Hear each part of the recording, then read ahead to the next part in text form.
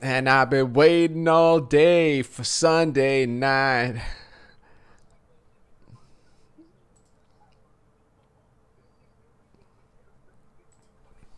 All right.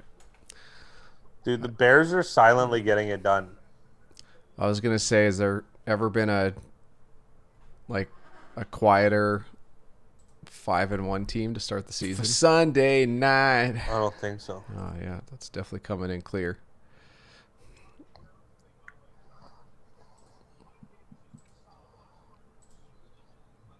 You know how funny this is? We're talking about how Mike Davis has been solid the last 3 weeks. So, I mean, anyone with the opportunity would be. Like, really. It's pretty much. Mike Davis is whatever. What's up, Jackson? Well, like he couldn't get on the field, and now he's the most productive back all of a sudden. Yeah.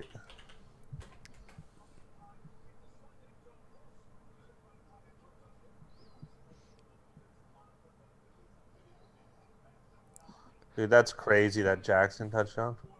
What's going on, Mickey? This Mickey was Hill. Mickey Hill was very good in the comment section.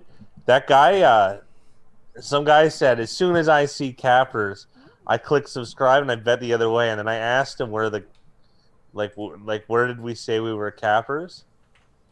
And then Mickey just shat on him for because he's telling us how Green Bay was going to crush Tampa Bay. But Mickey did it 2 days ago. He didn't do it post actively, but then he added a comment after it says, "I rest my case."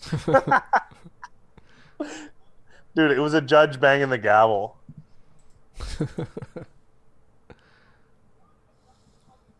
bets went well today, Jackson. Hey, Shady. I Hello, think I shit. was 3-1. I haven't checked fantasy though for the other leagues. Let's take a look here. Fantasy football. Chasing Daniels. Ooh. It's an ugly one.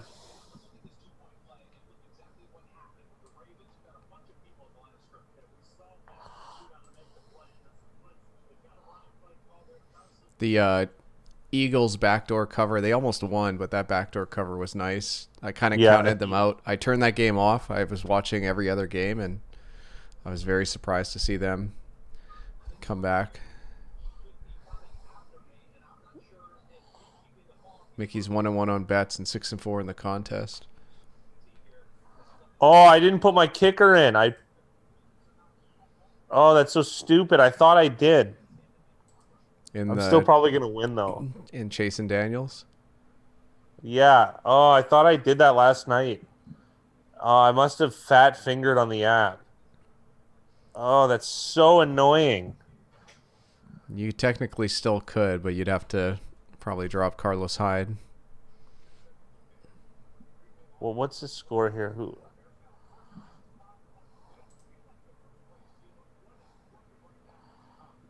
How many players is yet? You've already won. I've already won. Well, that's that. What's going on, Fleabit? Oh, Fleabit Peanut Butter Monkey is in there. That Yeah. guy tearing up the contest lately. Tearing up the contest. Fleabit is Well done. technically in first place, win percentage wise. 55 wins in 86 games. That's That's insane. unbelievable. Yeah. Are we betting on tonight's game? Let me just take a look. Yeah, Mickey said his picks could have been exceptional if not for the Eagles and Titans late rallies.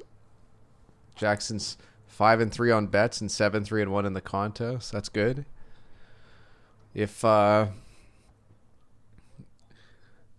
might put 1 unit on San Fran, but it's like, yeah, I think I might do 1 unit San Fran money line. Yeah. Yeah. Yeah. So I'm against you, Big Rye, in the other league. Let's see. Doesn't look like we've done too well so far.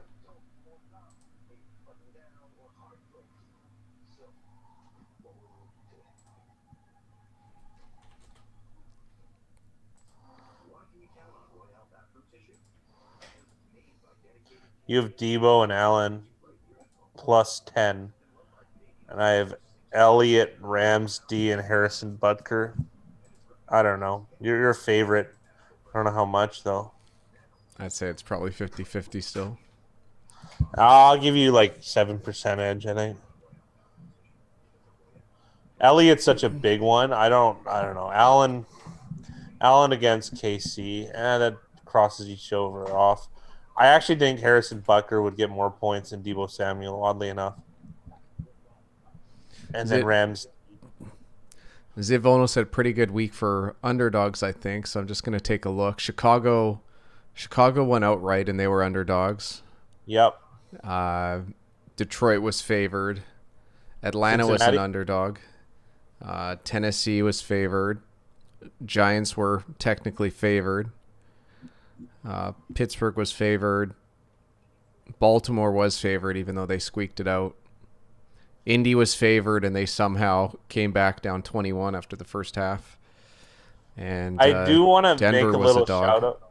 Go ahead. Denver was a dog. Tampa Bay was a dog. And then obviously Miami was a favorite. I want to gloat a little bit. Big Ryan and I made up the line of 6 with Tennessee and Houston, and they landed just on the number, Tennessee by 6. Yeah, it worked out. Yeah. Jake Medis said he picked the Rams on his parlay. Well, good luck. Hopefully he can make a few bucks. You trying that hard?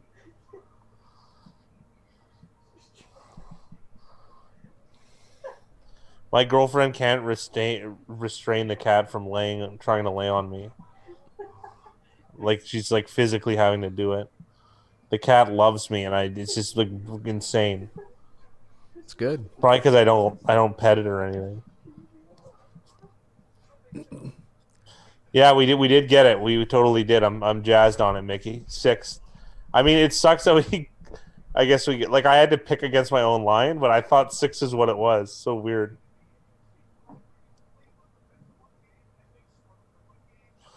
Well, I think 7 was too. I don't know. 6 is a key number, right? Like is 6 the third biggest key number, Big Rye? I don't know. It's somewhere between. It's 3, 4, 6, 7. Like those are definitely the key numbers. I couldn't tell you in what order.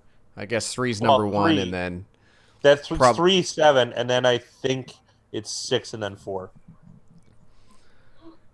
The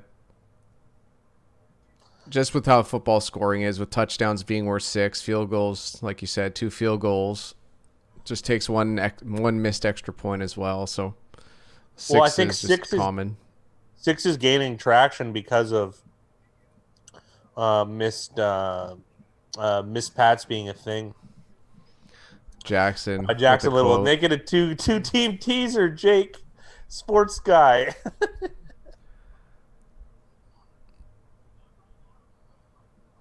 Congratulations, Brett, for winning $800. It's always nice. Yeah, Mickey has the same feeling that I do. So obviously not a feeling. Like we have the numbers somewhere in a chart. I just, there's too much up there. There's too much in the hard drive. I don't remember. Bears, Rams, Cardinals. Well, Bears was a good start. You're live. So. You're live. You got one of them, one leg. Little square on the other two, but that's okay. Doesn't mean you can't win. Fleabit took the Rams in the pool, but he bet money line on Niners, feeling good about the Niners. There's a genius right there. There's a reason this man is in first place. Yeah.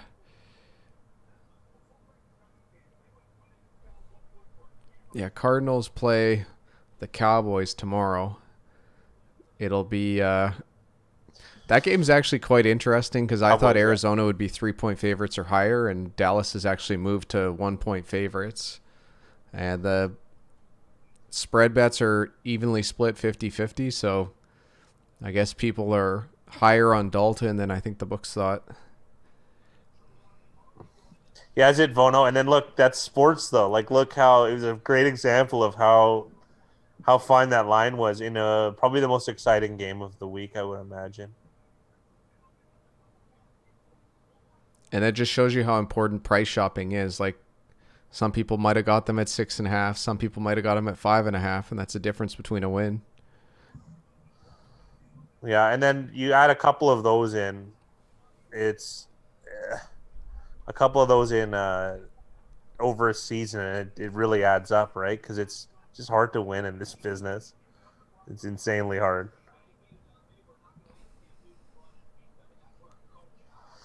Yeah, we can add a survivor pool, Mickey. It's not that it's really easy to set up. Mm-hmm. So hopefully we can get some. We got some sponsorship offers again this year, but they were, I don't know. They always are profit Lackluster. back ourselves, so we can't like Big Ryan and I can't. We can't justify taking the money. So we have to figure out a way to do it, way to supplement this to make this at least break even, right? So we should. I have some ideas for next year. So, but that's it. It's a lot of those sponsorships like Bet. What website always tries to go for it, Big Rye?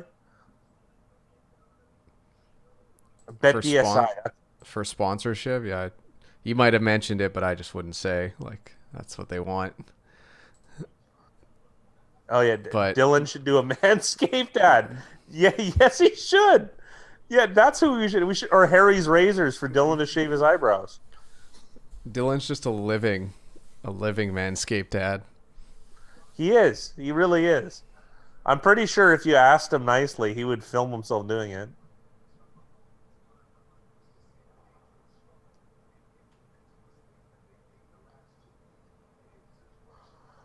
I don't know if I can agree on Dalton being as good as Dak Prescott, but I don't.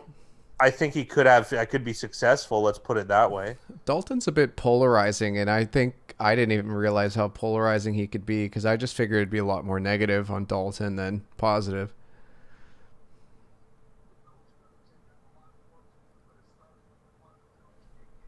So I'm actually kind of surprised that people don't mind Dalton. And like, I'm not saying Dalton's bad. I think Dalton's probably just slightly below average. Like, I'd probably have him in that 20 range if I had to Yep. look through. Maybe not even, maybe a little bit lower. Yeah. But yeah, Mickey thought the Gase pick in the thumbnail was Dylan. Well, I text the fat guy because I one of the most masterful uh, production trolls I've seen in recent history. When the Jets were down 24-0, they decided to zoom in on Adam Gase with his crazy eyes, and they played "These Eyes" by is it the Who? Is that The the Guess Who? Guess Who? Yes, there are two bands, the Who and the Guess Who. But I was dying. I thought it was hilarious. They Dalton is king finished between the 20s. Yeah. 24-0. See, I don't know. It's one of those things where like it makes sense to take the Jets every week because they're 0-6 against the spread. They haven't covered one time. But I really feel like the sports book was lagging. Like I thought this should be a 14-point game. And what was the line, Big Rye? 7? I think it closed at 8 or 8.5. It opened at 5.5 and it got bet up to 10 and then it came back down to 8 and then I think it closed at 8.5.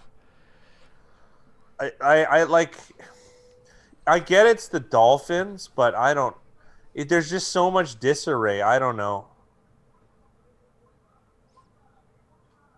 I don't see how Gase doesn't get fired after that game. But like I we're know, saying this every week. and then I kind of like them.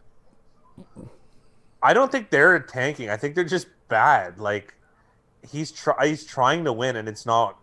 They're bad. Like they're bad. I don't even know. That's one of the worst offenses I've seen in a long time. Hell yeah, Jameson. That's awesome.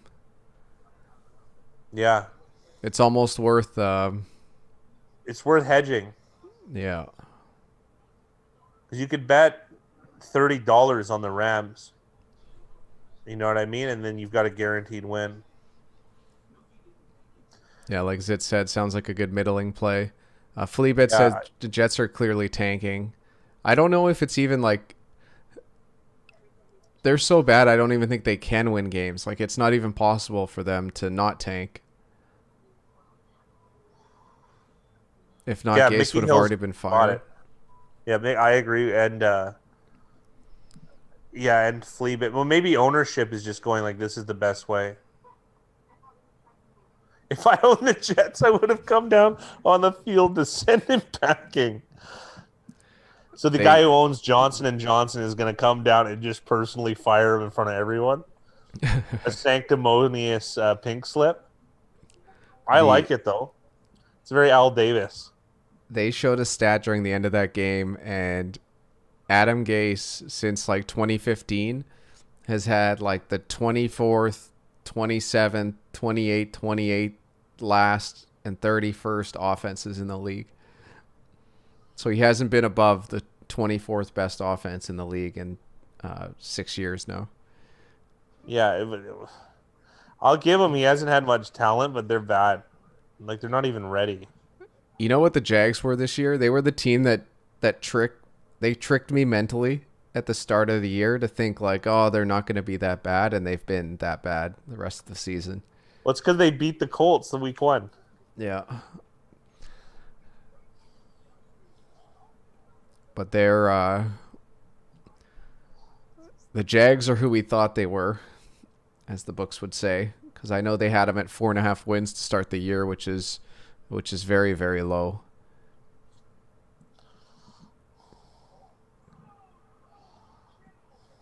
Zit has an interesting point here. He says, I've noticed that teams that are bad have a tendency to underperform for years, so tanking doesn't really work in those cases. It's kind of like, it's not really wrong. I guess it's kind of I think you have it's to another some. art. Go ahead. Go ahead. There's a lot of there's a lot of teams that'll bounce back that are I don't know, but it's NFL seems to have more bad storied franchises than I don't know than anyone. This year has kind of bucked the trend. Like the Browns are 4-2, and the Bills are what 4-2, 4-1. They're 4-1 coming into this week. The What I was gonna say is that I feel like that's a really, really, really good example of leadership. I know Mickey's talked about it before, and like leadership starts at the top, and that starts with ownership. It starts with the philosophy of the franchise. And you look at teams like Pittsburgh, like Pittsburgh. how does Pittsburgh just nail the draft every year? I know we used to give, and same with Baltimore. Like we used to give the Baltimore GM a lot of praise. I don't know his name off Ozzie the top Newsome of was my the head. best. Yeah, Was the Ozzie best. Newsome. The And you're best. just like there's certain franchises that just historically have drafted well. They develop their talent. They have good coaching. Like ownership, president, GM, whatever mix there is there, and then coaching is just so so so important in this league, and that's why like it doesn't it doesn't matter if you've got the number one pick and you draft the best quarterback. Like if the coaching is bad around him, it's just never going to work. Like maybe Darnold isn't as bad as he's looked, but like Darnold looks like There's the no way. worst starting quarterback in the league, and part of that has to do with like what are they doing with him every day to train him to make him a better player, to support him and make it easier on him. Like it shouldn't be hard when you're this many seasons in. Is this Darnold's fourth year? Pardon me? How many years has Sam Darnold been in the league? Is this his third year, fourth year? I'm gonna go with fourth. Because look at Allen and Jackson in comparison. Like it's hilarious. Yeah, this is his third season. So he's played 30 games and he's only won 11 games. His touchdown to interception ratio is 39 to 32. Freddie Granado's shouting out to the Rams, I'm assuming. But Pitts, I sent a quote to Big Rye from Mike Tomlin about their drafting strategy. Me and Big Rye always figured they must just draft toughness, and it was pretty evident in the quote from Mike Tomlin. That is what they do. Because think about it. Think about if you draft. I don't know if you draft, the soft, mouthy type players. I mean, they like not only they sit out, they complain too after. I guess Antonio Brown was the exception, but they got rid of him. They managed to keep Antonio Brown's antics under wraps for years because he didn't just start in Oakland. You know what I mean?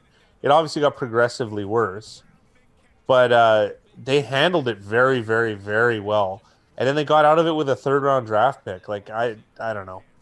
I have more respect for the Steelers every year that I watch football. I don't like them just because I like the Browns, but they're just a really well-run organized. And he said it. There's 3 coaches. Is it 4 or 3? I don't know. There you go. It's all stability. Yeah, where is Roland? I'm curious.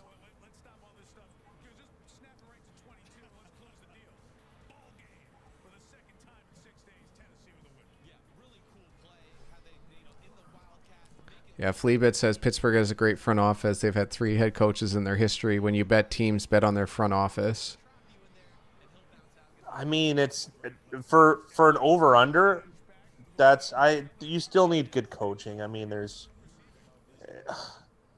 good example is when they switched to Kansas City, or sorry, to Andy Reid in Kansas City, and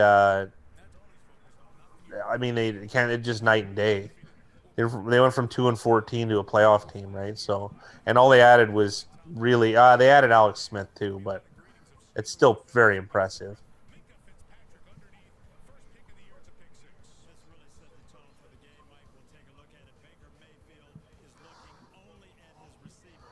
God, Cleveland, you can't win one time in Pittsburgh. I'd like to see it once. I've seen you be close, never seen you do it. See me rolling. Roland Walton. All the names of the sports guy show this week, and it's very funny. It's going to be hard. I haven't looked through them. It's going to be hard to top. What is it? The game in which they play or whatever. What's the line? Oh, in the league where they play? In the league where they play. Yeah, yeah. Whoever that is, that's so funny. The names are great. That's one of my favorite parts of the whole thing.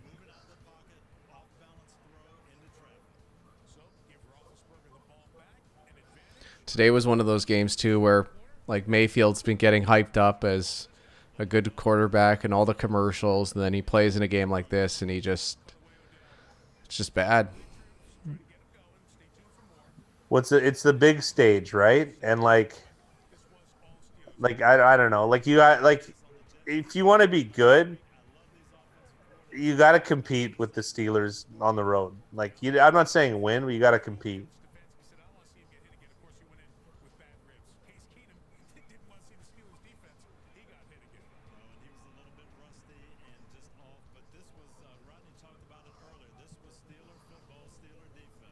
You're one of the sports guy names. Your comedy can win this week. I only saw that one, and that one made me laugh. So I'm curious. I'm very curious. I haven't looked through. I don't like looking through the names in the contest until like right before the video because Jackson, I think I know which one was yours, and I enjoyed it thoroughly. Yeah. See you, Mickey. Yeah, he picks well when he teases every game 9 points. I'm not hating on him too much. Like, hey, if that's your style, that's your style. I don't think it's very math driven, but I mean, this is obviously this guy's hobby, and he likes doing it, and he films it and he shares, and good for him. He probably has more fans, like actual fans, than we do because It's more likable, the stuff he does. We do ugly. We're a win ugly type, Big Ryan and I. Hey, item. I got San Fran money line for this game. That's exactly what I got as well. I put 1 unit on San Fran money line. What was the price, Big Ryan? Plus what? I think they were like plus 120. Yeah, that's good. Cleveland has no continuity. You can't just stack talent and hope you win. Well, they've got talent where fans like the talent, but it's not going to help you win games.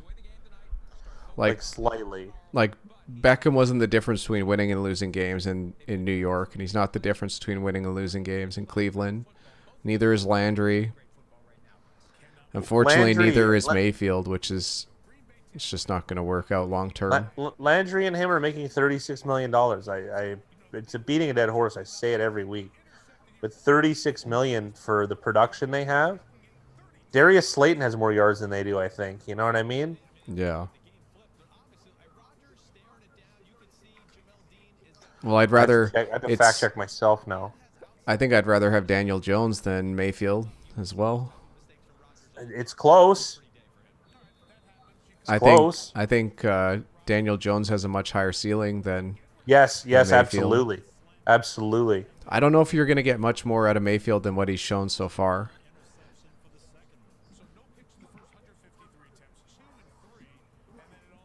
The other thing, too, is like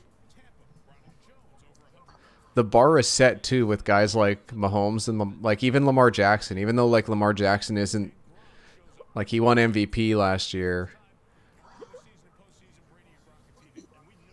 He's close. He's close. But here's a good example of. I'm just looking at receivers, guys on rookie contracts. Calvin Ridley, C.D. Lamb is in the top 20. Terry McLaurin. DJ Moore still on a rookie deal? I think so. Justin Jefferson, Darius Slayton, and Michael Gallup, all in the top 20. You know what I mean? I don't even see how far down does Landry and Landry's 34 and Beckham is 31. I mean, that's just obviously a really harsh stat, but my point is you can get production from guys that are Darius Slayton's making $600K. You know? Darius Slayton's a 5th-round pick. Yeah, less than that then. I'm wrong. I thought he was a higher pick. I thought he was 3rd. You know, I just picked Darius Slayton because it's a good example of a guy picked later but overperforming. I personally like him.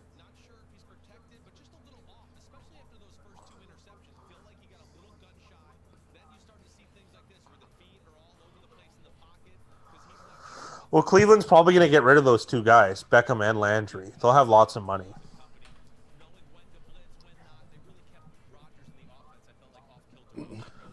Dylan, Bills +5 is a steal. Wow.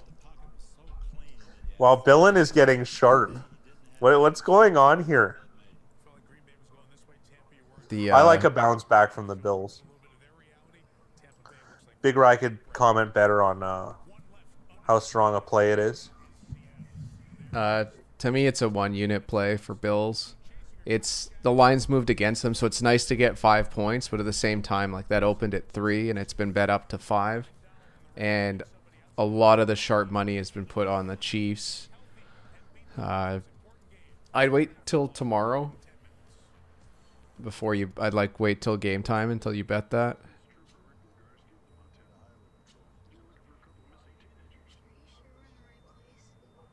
But for me, it's a 1-unit play on the Bills.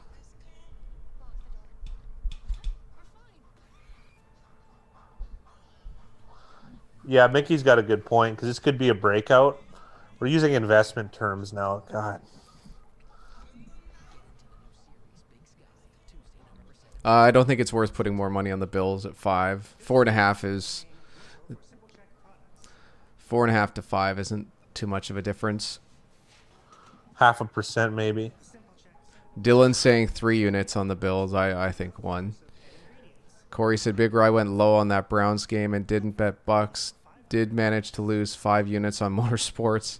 Had a solid 3-unit play before Kurt Busch blew an engine. That sucks. That's like it reminds me of like when you bet UFC, and like I don't do this, but it's like betting like a heavy favorite in UFC and then he gets knocked out or has like a freak injury. Like that's why you can't be betting like anything that's too like there's never anything that's certain, and that goes with motorsports as well. I don't know. What about Mayweather McGregor? That's the only one. The only one I've ever felt was certain. Yeah, like the percentage was pretty high, but like it just Yeah. takes one punch. Like, Yeah. or like what if Mayfield twists an ankle? Like just shit can Mayweather. Yeah. happen, right? Yeah, sorry Mayweather. Who did I say? Mayfield. I mean, you're conflating. Not Are Baker you- Baker, yeah. The I like what Mickey said. I'd wait and see where it plateaus. Like I'd wait to bet that before the start of that game. Yeah. Corey said back-to-back bad beats on NASCAR. Ugh, gotta love it. That was Gambling in general, though, right? yeah, that was our life probably 3 years ago. Now it's less and less bad beats, but that's just you're always gonna have bad beats. Like to me, I haven't said it to Fat Guy yet, but he's got Derrick Henry in a fantasy league that we play in, and it's a bad beat because Derrick Henry put up 38 fantasy points, and I think the rest of his team didn't put up 38. So he's probably Yep. going to end up losing. And to me, that's a bad beat. Like if if a running back puts up 40 points, you should win. That's just Yep. unlucky. Steelers and Titans seem like trap lines. Possibly. Well, Let they're me probably see. overvalued, right? Like the standard, right? Because they're undefeated, right? Like there's some. Think of when people at the most basic level of handicapping look, i.e., like the Rams Niners tonight. They go, oh, it's a 4-1 team against against a 2-3 team. So think about when they see undefeated, they're really gonna. Oh, they could win by 20, right? Like you know what I mean? Yeah. Also, like going into that game, the Browns have been hot. Like, what have they? They've won 4 in a row, I believe. 4 in a row. Yeah. So like, people were high on the Browns. The bet split was 41-59. Home field is like next to nothing this year, so they actually had the Steelers as 2 wins better at 3-point favorites, and the line actually moved down to 3. It opened at 4, came down to 3. So the books had some respect for the Browns going into this game. The Steelers just dominated. Like they just dominated. And then with the Texans Titans games, the Titans had a short week. They've had all the COVID stuff go on. I think people were just hesitant to take the Titans, and honestly, the Texans should have won that game, but the Titans got it done. And Texans should have definitely covered that game, but an interesting decision. I know they kept lamenting on it during the broadcast. Is that the Texans scored a touchdown late in the game to go up 7, and instead of kicking the extra point to go up 8, they decided to go for 2 to make it a 9-point game. That way, it would have been a 2-possession game, obviously. And I know it's probably not the right decision to make, and it definitely wasn't the right decision because of the result. And they kept lamenting on the decision because of the result, which I didn't like. But I don't mind the decision. I probably would have done the same thing, trying to go up 2 scores. Like if you can't get 2 yards to lament a game on offense, like I don't know, like you don't deserve to win games. Yeah, And that's what that's kind of. And that's what happened to the Texans today. The Texans, they took a risk, it didn't work out, and it cost them in the long run. The So Item had a question: are we going to fade the Jets all season? No, there's going to be. They used to do this. This happened. They're already Happened 10-point with underdogs Jags. at home next week. Sorry, repeat that, please, Big Ray. I said they're already double-digit underdogs at home next week. Yeah, see, that's a spot where I won't do it. Right, I'm going to end up taking the Jets. They play the Bills. And imagine if the Bills come out and they play the Chiefs, right? Like if the Bills beat the Chiefs, man, like that line's going to push 14. No, I think it's going to go higher, man. Like I could see a massive swing this year. And do you see the Bills going into the Jets saying, like, we want to win by 30? I don't. I mean, no. Hold on. I got to interrupt. There's something really big is happening here. Really big is happening. Maybe we're Yeah. perfect. It all depends It on all Tony depends here. on Tony Dungy.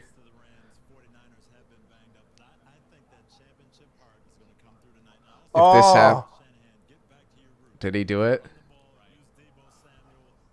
Oh, that sucks. okay. So I was just Big about to Ryan, lay 2 more units on San Fran.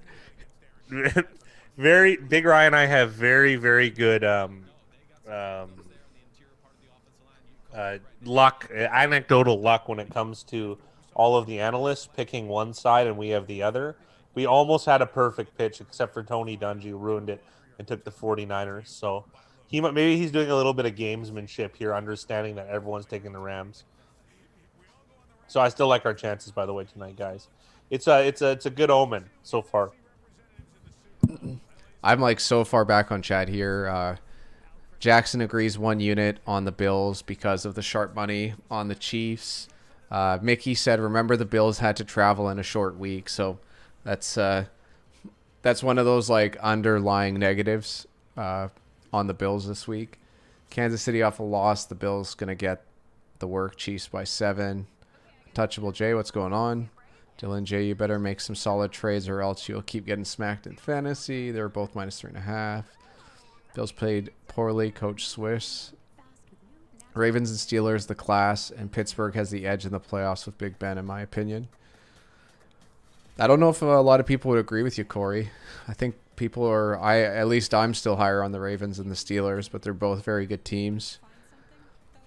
Fat guy disrespected the Broncos, and I called him out on it. So yeah, it's gonna happen, Dylan. That happened. I wasn't happy about it. I laid 8 points and I lost. I've had a good 4 of these this season. I ended up betting the Broncos, so I enjoyed today's game. Browns had played poorly, coached. I mean, yeah, can't believe he ate the points. So are we fading the Jets? We talked about that. Dylan, the Pats are awful on offense. They need Blake Bortles at this point. I don't know. They need a healthy Cam Newton. That's what they need. Saw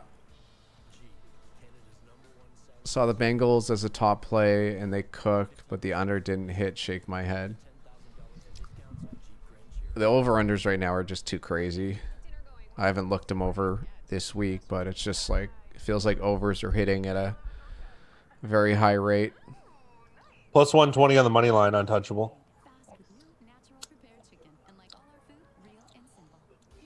Mickey's all in on Burrow. Burrow looks so good in college. I just don't see how that can't translate to the NFL other than bad coaching.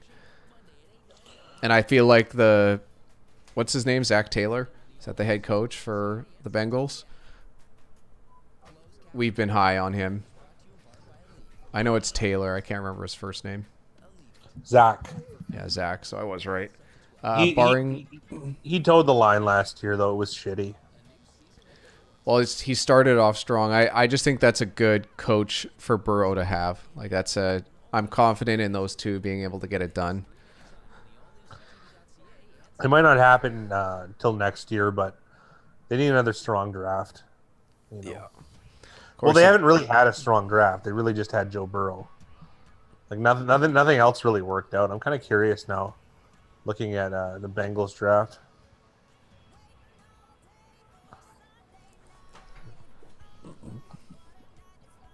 I don't mind the Texans going for 2 there. Their defense was awful that game, so 2-point conversion would have been successful for Tennessee. Might as well go for the win. I agree, Jackson. Fleabit says it was a bad call. Washington pissed me off with the 2 also. Yeah, Fleabit, you know what that reminded me of? The Washington game is it felt like a preseason game where it's like neither team wants to stay. So they just go for 2 to get that win instead of kicking the extra point for overtime. Dylan says the Bills will beat the Chiefs. So you heard it here first from DT. If you're DTF, jump on the Bills money line. Mickey Hill, if the Jags laid 14.5, I might take the Jets. Yeah. Falcons showed their talent. Yeah, the Falcons. They showed up to play today, that's for sure. Lamar has underperformed in the playoffs, and Ben has been to 3 bowls. You can't argue that, Corey. Lamar, come on. He had one playoff game against, I'd or no, say two. Lamar has definitely overperformed for his entire career. So Yeah. if you want to just focus on a playoff game and say it was bad, then I don't think that's Well, a there's fair two. assessment. The Chargers played incredible against them 2 years ago. They was Oh, very heavily game but that planned up. was coaching. Like coaching won that game, and they just had the personnel that could get it done. And Don't that's forget Tennessee did it the very next year. Remember Tennessee had those corners running they were playing like zone, and then they would run with the receiver and just turn right around, because if like the ball wasn't thrown in the first few seconds, there he's was a probably high chance running. that Lamar was running, Yeah, and and then all the there's also corners were making players those like tackles. Derwin James, and I know that who was the other team you mentioned? Tennessee. Like Tennessee those beat are them. two of the better secondary teams, I'd say, when they have played. Which is it's funny enough that it's like secondary players getting it done against him, but Well, probably because he runs to the outside. I mean, secondary tackling players. Tennessee gets. I heard someone say they have one of the worst secondaries in the league, and I think it's quite the opposite. I mean, they're definitely beatable, but they have strengths like that. Dylan Devin, Clark, this is an interesting question. yeah, do you think firing Dan Quinn affected Atlanta's performance, or would they have been the same had he still been there? Well, there's a trend that's happening, and it's originally called something called Ewing theory, which is basically addition by subtraction. You take away something and you get better. Usually, it's a star player, but for these teams, it's been the coach. Like I'm trying to think because we've already had a couple firings here. So Atlanta was able to do that. Houston, Houston, exactly. Houston won their first game, so and there's they a were bit of a trend competitive here. today. Pardon me. And they were competitive today. I can't remember. Has Atlanta had 2 games now under the new That's the coach? first one. Okay, so that was their first game. So I'm gonna say yes, Dylan. I'm gonna agree. I'm gonna add some little credence to Ewing theory. I think Ewing theory is. Let me just type it in. Something where it's worth a read, assuming there's a good article about it. It's Bill. It's a Bill Simmons thing, but I think it's. I think it was put into practice with by Geralibus Vulgaris, who's probably the best sports bettor of all time. I'll say this too. Like, I think it's built into the line though. Like, I feel like Houston, Tennessee wouldn't have been 3.5 points if Bill O'Brien was still coaching. And I'm not sure about I think the Atlanta line was fair. I don't think it would have changed too much, but like obviously 2020 now, result based thinking is it definitely looked different.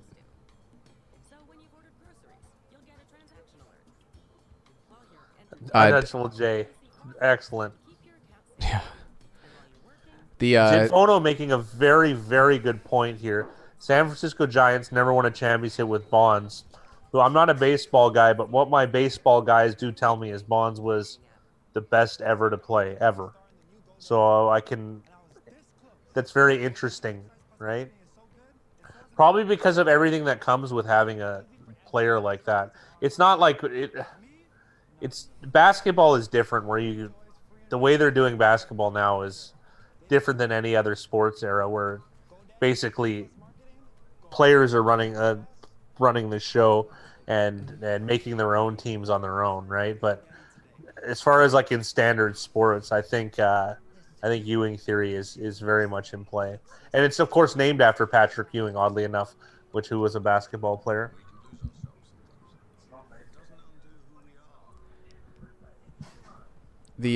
I just want to go back to what Corey said. Devin Bush will be a key injury, and that's a real like gut punch for the Steelers because he's been such a good addition to their team, and it's just sad that he's going to be out for a little bit.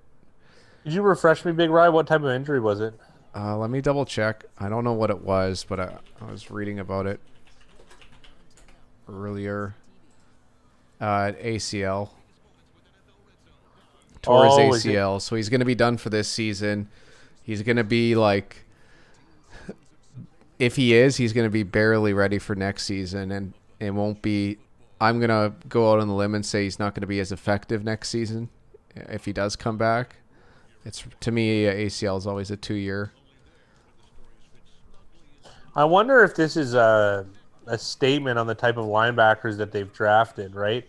Because think about who they've got. They had Jarvis Jones, and then Ryan Shazier, and now an injured Devin Bush. It almost makes me think like it's guys that just play so hard that it's almost bound to happen at that position, right? Well, they're just freak athletes that are in on every play. It's kind Yeah, of like but how they're good like running backs get hurt. all three guys were humming for it, though. You know what I mean? Like Jarvis Jones, the least, obviously, but I mean Shazier and Devin Bush, they're very, very aggressive. Let's put it that way. Yeah. Corey Andy said, "What is the positive of keeping Gase?" We touched on it earlier. It's the positive is tanking and getting a better draft position, and it's they probably want to wait till the end of the season and just hit a home run as far as getting a coach. But I don't know. I don't know what's going on. That Jets, the whole franchise is in shambles right now, to be honest. Fleabit said, only thing is Houston would have won with Bill last week, and I believe they would have beat the Titans this week if they kept Bill. It's interesting. Disagree. It's interesting you say that. It's hard to say either way. Like I know Fat Guy said he disagrees. I think that the Texans have looked better without him, but it's impossible to say. Like if he stayed, he was eventually going to win some games. Just don't know when it would have been. Eagles showed something, huh? Not. I don't know. The Eagles surprised me with the cover. The Texans did have a brutal schedule to open, but I don't. The thing is that the expectations are high for the Texans. So, regardless of your schedule, they need to be winning games. Like that's a team that's supposed to be challenging for the division and making some noise in the playoffs. Flea, how much for a gram of what you're smoking? The Steelers took such a step back when Shadier was here. ACL tear. Who? Dolphins D has not been good, and they shut out the Jets. The Dolphins have good defensive coaching. They're sound coaching-wise. Whereas the Jets are they're a disaster. So today was a good example of good coaching versus bad coaching with pretty similar talent. Dylan Clark, isn't basketball different with the star players, though? You could have one star in an NBA team and go deep in the playoffs, but football has a lot more moving parts. That's a really good comment, and he is right about that. The star power does shine a bit stronger in basketball than anything else. Yeah. Football, if you're not a quarterback, your star power, it's going to be a lot less noticeable on the win sheet. Well, even here's an interesting question I want to ask to chat. Just put a number in chat with what you think. But how many wins do you think the Jets would have this year if Mahomes was their quarterback? Still Gase, still everybody else is the same. How many games do you think the Jets win with Mahomes? That's a very good question. Darnold looked good as a rookie. Gase has destroyed the whole offense. I'd have to agree, Corey. Shazier had bad karma on the dirty Gio Bernard hit. I pray for Shazier, though. Steelers were headhunting that game. I give no issues to Burfict. That was pure payback. So San Fran's starting with the ball. I want to see the replay on this because it sure looked like Samuel was down, but there was no whistles and play kept rolling. J-Max said 6. Corey Andy says 2. Jackson says 5. Mickey Hill said 2. Dylan Clark said at least 2. Jackson thinks I'm they with did Jackson. about. I think they still win 2 or 3 this year. So he thinks they'd be 2 to 3 wins better with the Mahomes. Whatever you do, don't give Woods the ball. That's going to be hard. He's a pretty key part of that offense. Why was there no Thursday night football last week? Because of COVID. I think the Bills were scheduled to play, but they played on Tuesday, or their game got pushed back to Tuesday last week. So then they moved their Thursday game to Monday. Jets will no doubt win some games to mess up the tank. Yeah.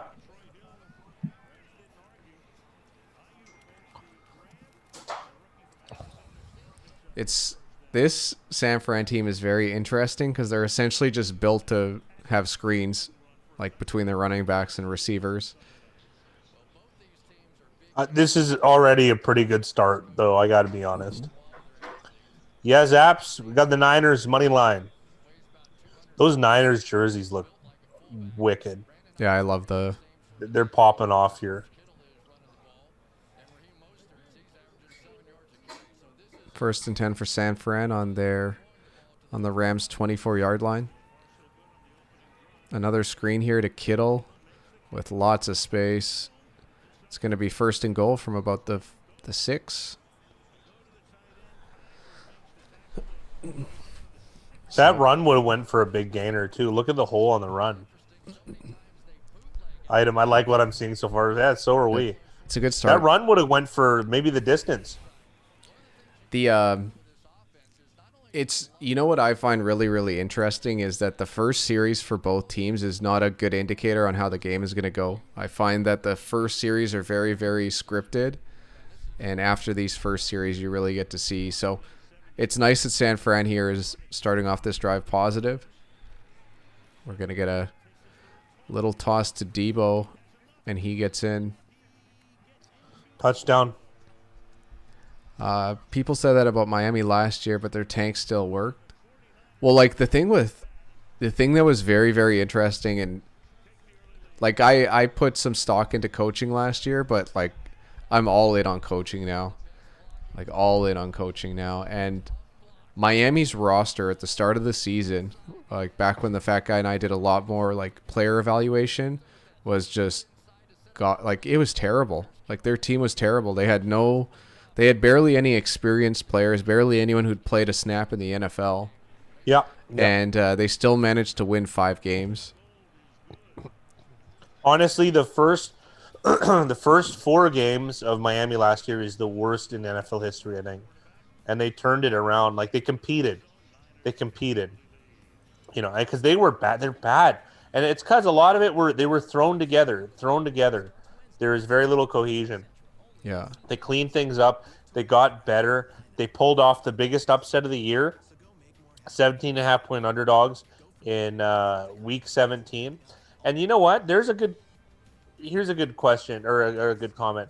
They give Fitzpatrick an all-rookie team. Well, can you think of a better guy that would embrace it more? No, and Fitzpatrick is a great guy because he's capable of winning because he takes so many chances. So just from a math perspective, he's going to win some games he shouldn't, you know, or they're going to lose horribly. But I like that. I'd rather go. What's the difference? You lose by 10 all the time. Well, I'd rather lose by 40 and sometimes win by 10. You know what I mean? Well, you could see Fitzmagic making his way to another team here, unless he really likes Miami, because I think they've treated him well, because he's certainly got the respect. Mickey Hill has an interesting comment. We've had a lot of discussion about how bad Peterson has been without Reich. Same could have been said for Quinn without Shanahan. I think even more so because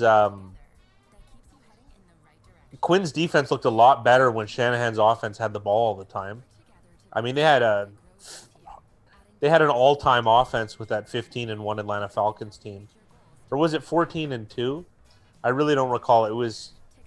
They had let me look here. Is it 2016?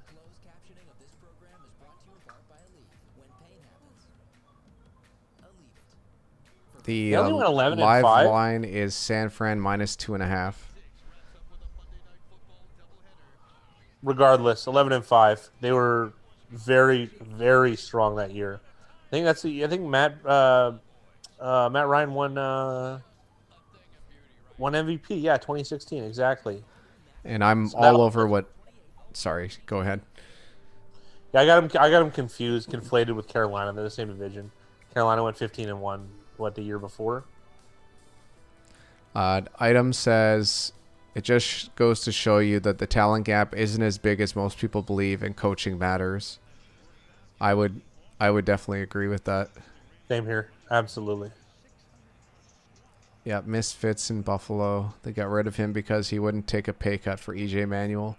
Well, they just knew that at that point in time they weren't going to compete with Fitzpatrick as the quarterback, and at least EJ Manuel had a higher ceiling at that time. So I don't blame them for that.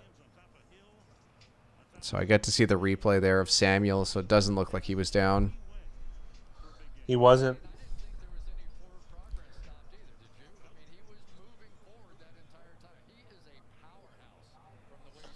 Devon Jets are probably better than their record. Yeah, well, at least better than their point differential.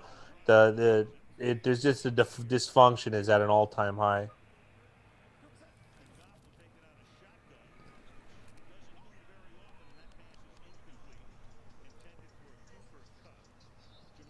Because in theory they can. Haskins or Darnold would be good for Colts or Pats. I'm kind of sour on both guys, to be honest. I'm trying to think what's the worst team we've seen. That Lions team in 08, 07 was pretty bad. The Cleveland teams weren't that bad. The ones under Hugh Jackson, they really weren't that bad. The Hugh Jackson Well, was just awful. the coaching was terrible. It was terrible. The Dolphins at the start of last year were very, very bad. But they turned, like, Flores is worth his weight in gold at the moment as far as coaching is concerned. Yeah, we have the same record, Corey Andy. Cleveland did have talent, and you know what? If they really wanted to win, they could have played Terrell Pryor at like Wildcat quarterback the whole time, and they would have had way more success. And they only did it for like a couple plays of the year, maybe 30 plays of the year, and one half. And that was the most competitive game they had the winless season. I can't believe Hugh Jackson thought he got shortchanged though. He thought that the roster was so bad, and he didn't realize it was really just him. I saw a tweet. Darrell Henderson is the top-ranked running back according to a football website. This week? No, like this year. This year? That's what it said. Wow. I think this website is notorious for failings. Yeah.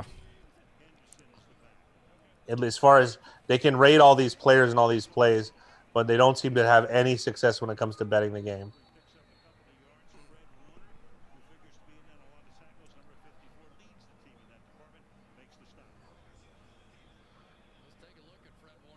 Rams are at the top of both my handicapping systems for Mickey Hill. They're both going to regress. Yeah, but they're going to regress. Their strength schedule is among the weakest, and they lack depth. I agree. I still love the Rams. Like they're one of the teams I like top to bottom. They're well coached. They had a tough season last year, but they're in a tough division. But they're definitely bound to rebound. They already have rebounded. This is a great start this season. I don't want them to win this game, but that's it. Zaps, you boys had the spirit of the Texans-Titans game spot on. I know, it was a little bit lucky, yeah. But, I mean, it's anyone who's been doing this long enough would have guessed Zaps between at a low Tennessee minus 3.5 and at a high Tennessee minus 7. So we really just guessed the right number in there that happened to come into play.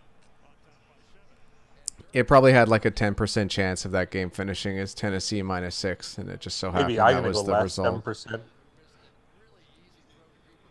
Mickey Hill started DeAndre Swift today. Holy. Mickey Hill has literally been lucky and good in fantasy, like very good. Great start, San Francisco. With Kerryon Johnson?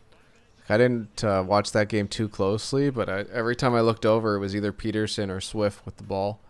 He slid. I don't recall him getting carries, but I mean it was a lot of glancing over. I haven't done a lot of snap count work this year, so I'm a little bit out of touch with some of the players. Is it Vona's bringing up a big one? The early Tampa team, yes. Well, that was in the 70s though. They had one good player, Leroy. Oh, what's his name?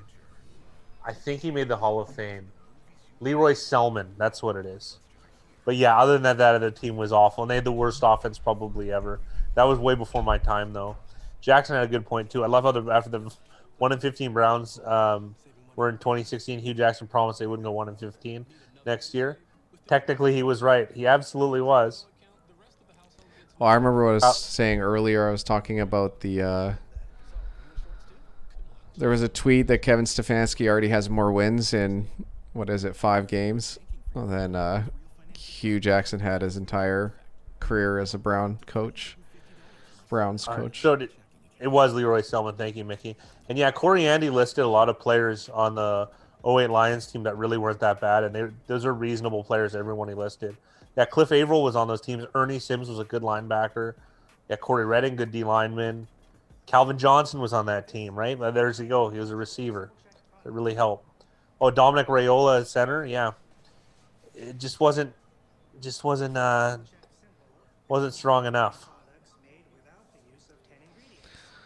Flea bit with maybe the comment of the night for Fat Guy and I for an inside joke, but Kyle Shanahan gonna slay the dragon tonight. He certainly is.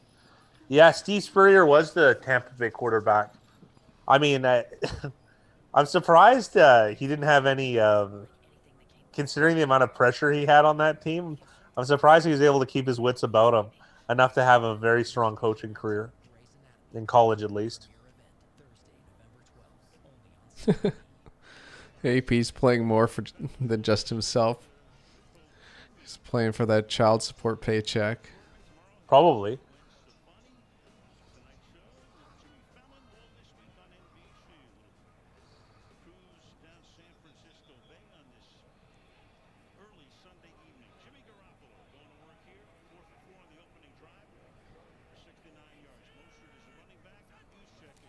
Jackson has a very salient comment about how it's almost hard to be that bad. And there was a stat that the Browns were, by every metric, basically a 7 or a 6 win team, and he found ways to make them worse. A lot of it, like some of the coaching decisions that Hugh Jackson made, i.e., play calling on 3rd and 4th down, and his selections for when to going on 4th down were brutal. Obviously, preparation, penalties, they were just a nightmare. It was hard to watch. So, man, Mostert. What an impressive run for Mostert. Like, that should have been a 2-yard gain, and he turned it into 9.5. 10. They're gonna give him. They'll give him that. And he carried the pile too. And those guys, it's not like those guys are like wimping out on it.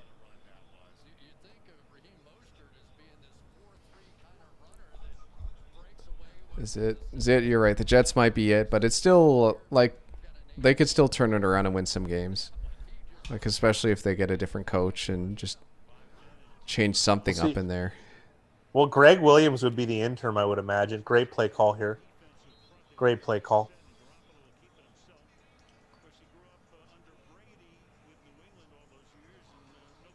Yeah, but I mean, like, I think if Greg Williams takes over the team, they could most certainly improve, and the lines will be favorable for them.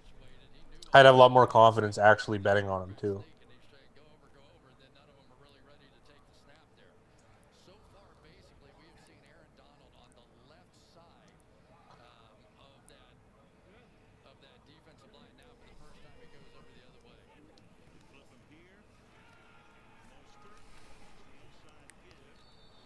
Yeah, Greg Williams, dirty football. Zach says he's been hammering the Jets team total under every week. Yeah, you know what? That's not a bad plan. 19.5. The over-under could have been 1, and you would have got it. Greg the Bounty Hunter Williams. He's an ass. And that Denver game was disgraceful, but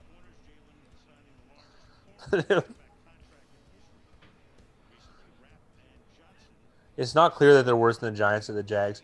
I think it is clear that they are, but I mean, between the two of them, it should be relatively competitive. I mean, I agree with it though. I don't think it's. I think all 3 teams aren't very strong. The Giants got their first win today. They beat Washington. Yeah, which is I don't think saying much. I think you could probably throw Washington into that list. Yeah, 1 And point better. like They were they won by. if you had to take all four teams, like we like the Washington defense the most out of all of those things, but like Yes, their yeah, yeah. offense is bad, and it's gonna be consistent that Washington's gonna struggle on offense. I think Washington has a future though. Aside from they have a dipshit owner, so that's the only thing that makes me trepidatious, if that's even a word. And Greg Williams did do well for the Browns. He did. He certainly did. Jackson got into an argument recently with someone who said that Garoppolo is a below average quarterback. I think he's probably around the 10th or 12th best or something. What do you guys think? I think Garoppolo is underrated. I think that he's won a lot of games and he's had the opportunity to play for two of the best coaches in the league. I mean, yes, absolutely. But I'm gonna say if you're gonna go a ranking, 12 is very reasonable. Very reasonable, I think. Like it's hard to because don't forget, like being a quarterback and what you see on the field is there's more to it. Like obviously pre-snap, he's very good. He's very polished. You know what I mean? So it's all of that stuff because there's a lot of homework to to being a quarterback, not just having the talent, right? Because there's plenty of guys that have talent that don't make it. So clearly, Garoppolo understands all the nuances of the offense. He's probably a big addition to their run game. Michigan, you're good luck. It's tough. It's very in Kelsey, Woods, and Hopkins' wheelhouse to go over that total. Oh, Zap's putting some shekels on the Broncos and Bucks. Well, you did well today. Lost on the Jags. Yeah, we all did. I don't. I think Dan Snyder is in a lot of hot water here, Corey Andy.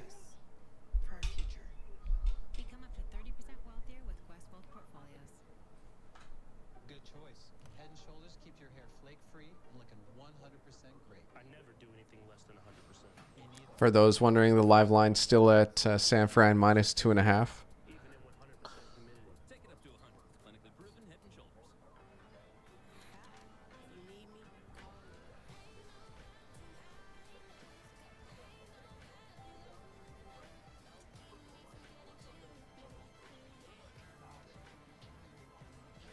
The fat guy and I had a conversation before we jumped on stream that we're going to make the video Monday night.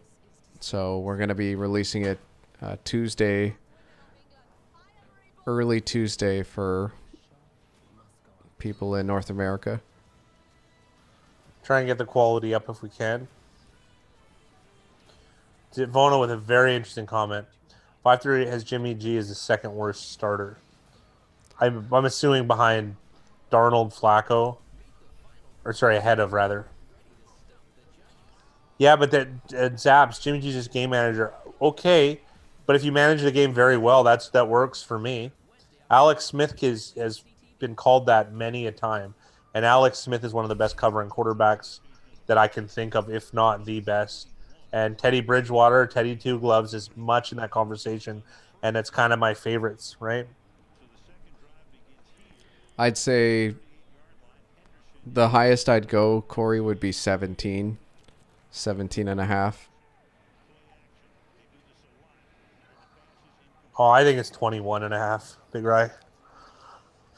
At this point, I actually do. Because I have to think, what would I take it at? 21 and a half, right? I'm just not going to bet the game, but if I get 21 and a half, I am. And you know what's interesting? Like, you guys hear us say 17 and a half and 21 and a half. And the difference between those two are very, very small. Yeah, yeah. Like, it's like 1 or 2%. It's not much at all. And I think just Garoppolo's been a beneficiary of having good coaching, and he doesn't play on teams where they have to drop back and throw the ball 60 times. And teams that do that are usually the ones that are losing. Mickey Hill, game manager is not an insult. Yeah, there you go. He put some respect on the name of game managers. I agree. For game managers means dollar signs for us, as far as I'm concerned. But even for them to have Garoppolo listed as the second worst starter, like I I don't think there's one person in this chat that would have, like Garoppolo as below average was almost a stretch. Be right So back, to gentlemen. have him as the second worst is like it's just shock value at that point.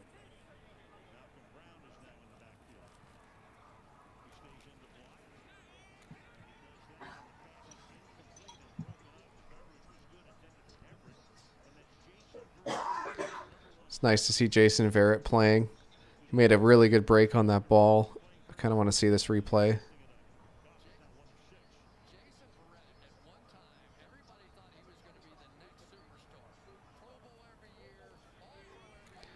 Jason Verrett's feet, like his footwork is next level for corners. It's always fun to watch him play, and it's nice to see him healthy enough to play.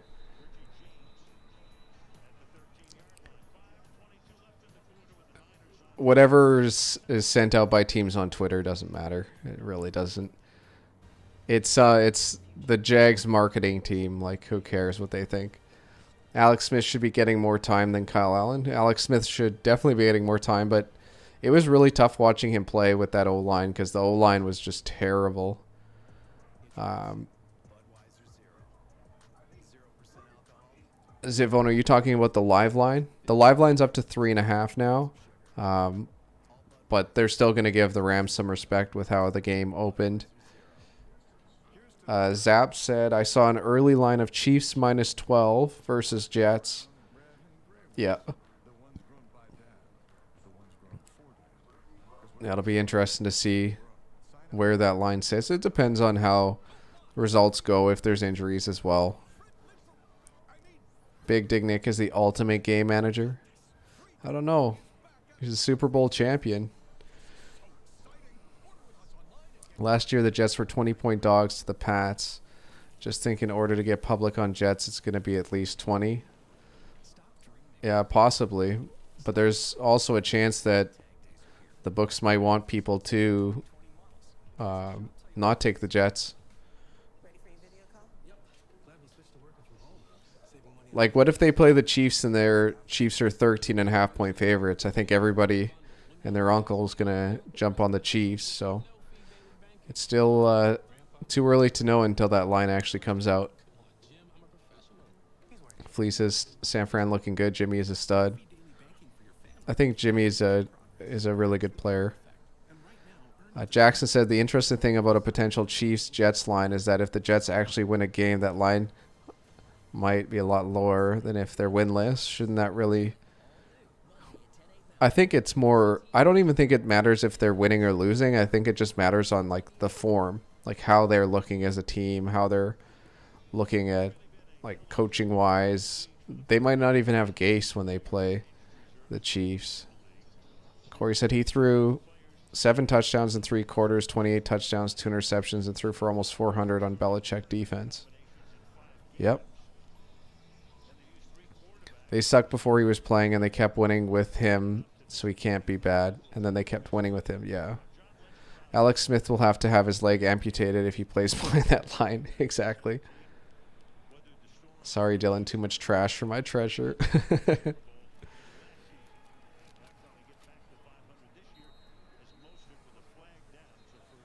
You're upgrading a few spots there, Jay. Has a really bad quarterback ever made the Super Bowl? Yeah, thanks, Corey. I was going to say Dilfer. I couldn't remember which one. Trent Dilfer made and won the Super Bowl with the Baltimore Ravens. Zap said Jared Goff made it. Michigan backhand, Rex Grossman. That's a nice pull.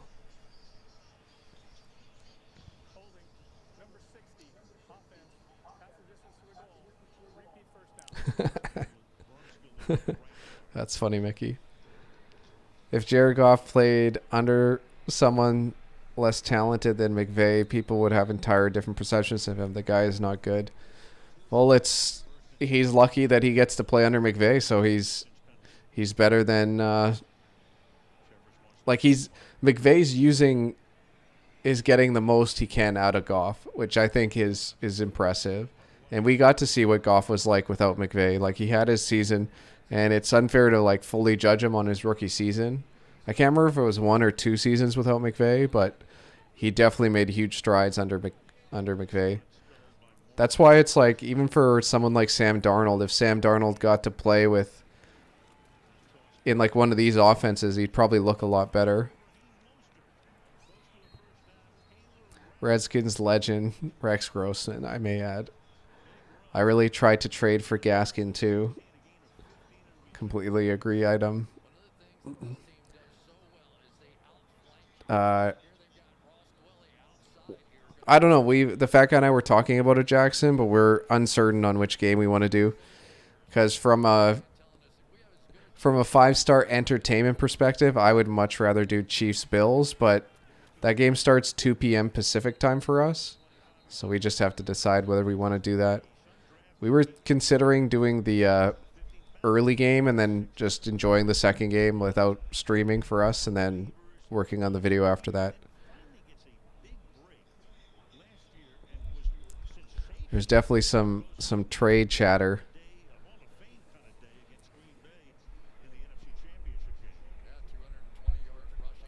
I think if there's trade banter going on, you guys should have to post what the trades are and who accepts and who rejects.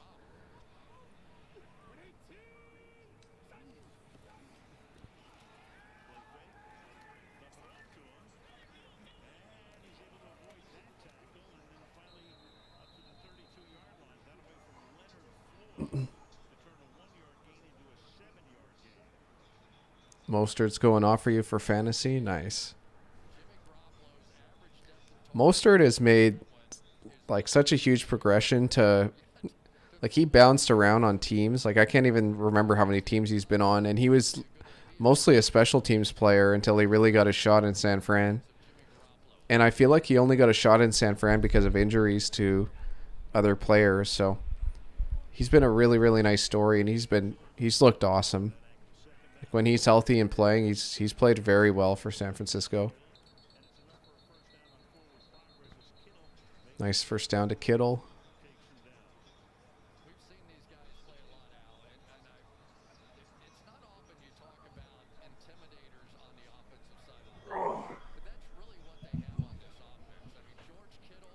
Who couldn't cut the Mostert? I'm not sure. It's not one of us, that's for sure. What'd I miss?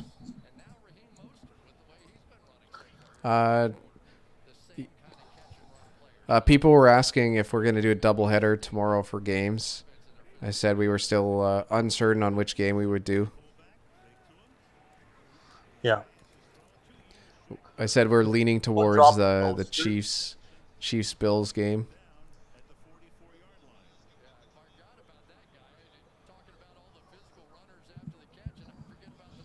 Yeah, Jackson, we made a good trade, I think. So, because you and I had a lot of fluff in our like preambling negotiations, but I realized I could wait. Like, I don't need Singletary. I'm doing well enough. And yeah, you need a guy now. I can gamble on Eckler for the future, so I was happy with that.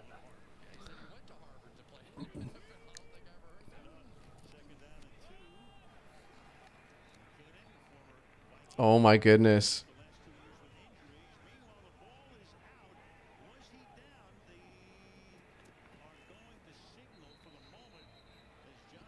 This is going to be an interesting... Boy, is it.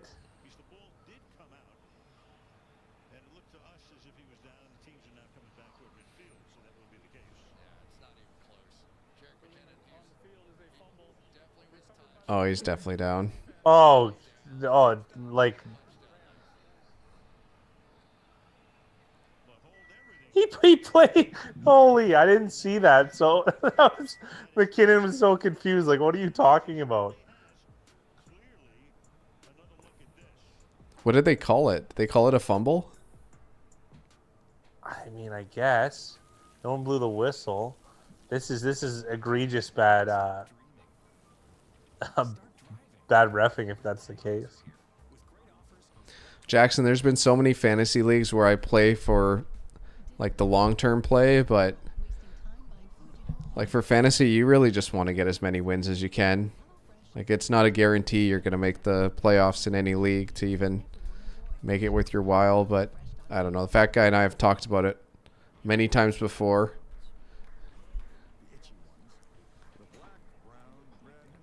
Mickey said that we could do the second half of the Bills Chiefs and then the That might be a way of going. It's anticlimactic though. Oh, maybe not because you are getting the second half. I think it also depends on how that game's going too. Either way. Simple Check Simple is shown on no-name products made without the use of 10 ingredients. Like, look for it on over 500 products. Oh, nothing's ever guaranteed, Dylan. No, there's no such thing. You know that now, Dylan. I think you've learned anything. And most of Mickey's fantasies are short term. Living large even in your dreams. Those mid-80s stripes. That spongy thing you did in 96. Get your paint up to date. Dylan, you dirty dog, you. You dirty dog.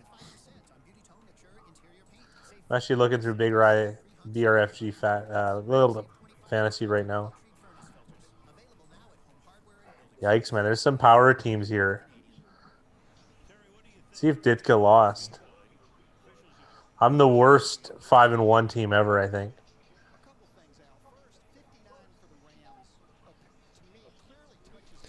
Dylan wants to bet $10,000 that he's making the fantasy playoffs. You don't have $10,000. I know that, Dylan. It's number one. Number two, you didn't bet me 1,000 that you were gonna. I think you had to break, what was it, 58%? And you would have lost that one too, buddy. Fantasy playoffs, you got a good chance at it. I'll give you that. You're the favorite. But you can't bet all your money on that. You're favored, but it's still tough. Did he lose this week? No, Dylan put 121. Kyle Shanahan is not happy with the referees.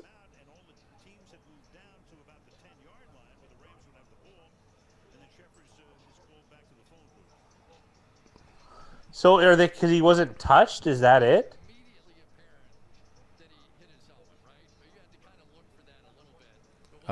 Yeah, he was contacted by a couple defenders before he. Like, I don't let go of understand. the I'm really ball. confused.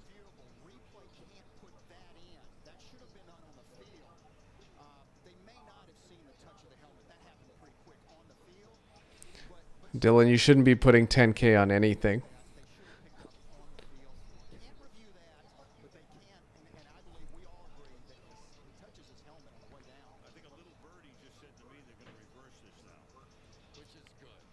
Yeah, he surrendered, though. He totally did. And he covered the ball like, I don't know. The one thing when they do the common sense thing, they say, if common sense applied in the Bills Texans playoff game last year, why doesn't it apply now?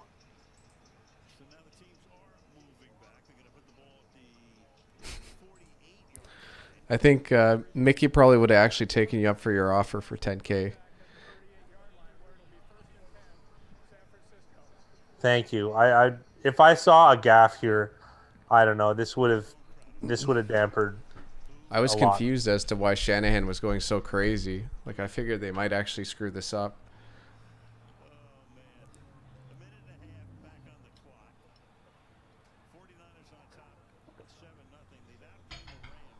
I don't have very many complaints about the reffing this year. I think it's actually been quite good. Dude, Williams looks so big. It's because he is. Yeah, like width-wise. Holy.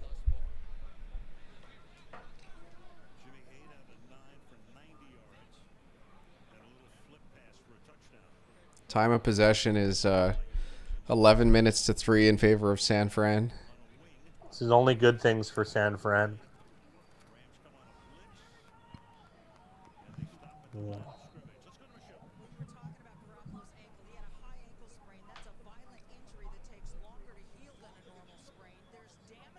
Leathery membrane holding the two shin bones together, and the more those bones are pulled apart,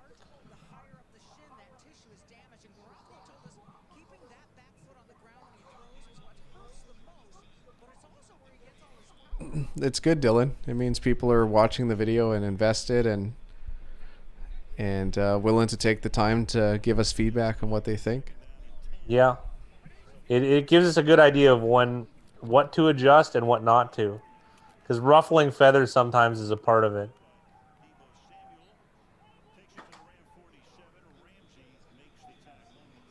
Yeah, which usually means a good week, and it was. That one guy, the capper one, pissed me off.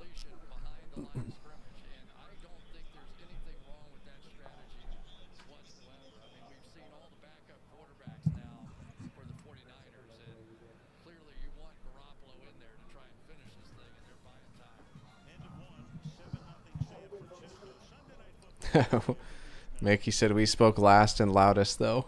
Yeah, we sure did. Yeah, that's a one and done guy.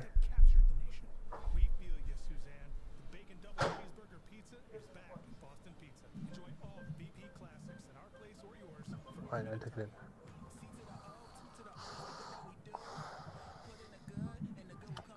There was something vindicating about that game, Mickey. You know, just some guy we don't know. Dylan enjoys... well, I don't really throw mud in real life, Dylan. I'm not that type of guy. I let my actions speak louder than my words. So I'll joke and stuff, but I'm really like that. Big Rye isn't either.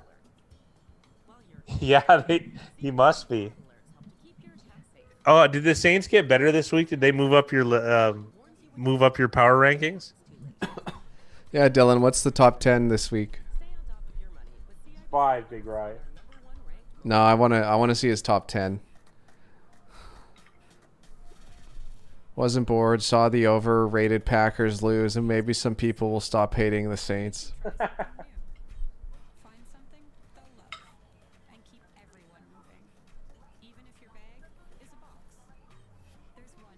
Matt Ryan carrying you in fantasy zaps. Matt Ryan's a good player. Like Atlanta, always he's always got the potential to put up really good numbers.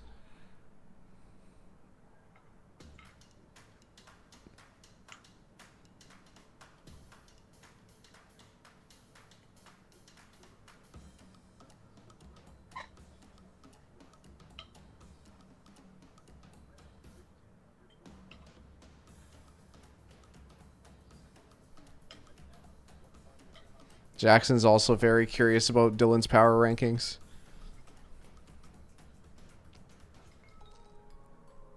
I'm just smashing leftovers right now. Yeah, I was gonna ask what you're eating. I made potatoes, dry aged ribeyes, a lardon, and mushroom pant sauce. And What's a lardon? Asparagus. Lardon is just a fancy word for like more or less cut up bacon, or like you could use porchetta or something. Lardon is like the fat that's left behind, so that's what you cook mushrooms in. Because you have to drain a little bit, but the mushroom will soak up the fat, and then you usually add a little bit of butter or olive oil. If you're Greek, you do both. Thanks, Corey. You have a good night. You too, sir. Mickey, I actually didn't get a chance to watch that Chargers Saints game, and you're reminding me I need to go back and watch the replay. Maybe I'll do that tonight. There's a butcher near my house that has maple bacon. I'm pretty good in the kitchen, Jackson. So my family has a cooking competition on my birthday. It's the 24th every December. Big Rye's been to a few of them, and then you rate. It's 2 family members against. I'm undefeated. The best part is that family members rate the meals. Like it's a legit competition, and There's a trophy and everything. It's a very heated competition. And my family has a very foul mouth, much like I do in real life. Yeah. So it's nothing is held back. The gloves go right off. So yeah, the comments come out. It's very fun. Somehow the fat guy is borderline professional gambler, and he's still probably the least competitive in his family. Yeah. Aside from my mom, my father. Oh, please. 4th and 2 no and one more San Fran's competitive going than for him. it. I love it. And Oh. look, this is a touchdown. What a big play. Wow. It's such a huge difference having a player like Kittle on your team that can win those one-on-one Holy. matchups. Holy. I don't know what's better, the San Fran touchdown or Dylan giving us his top 10. Saints, Ravens, Chiefs, Seahawks, Steelers, Bills, Packers, Titans. Titans that far down for you? And then Bears Interesting. 9, Rams 10.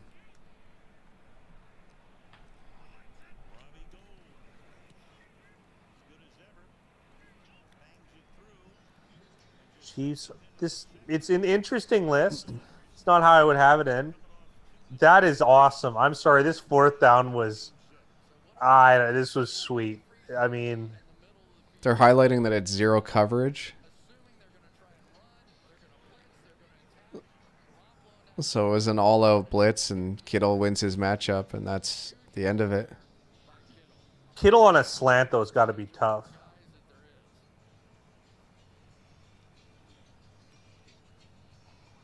Yeah, Jackson, I kind of have the same thoughts about Dylan's.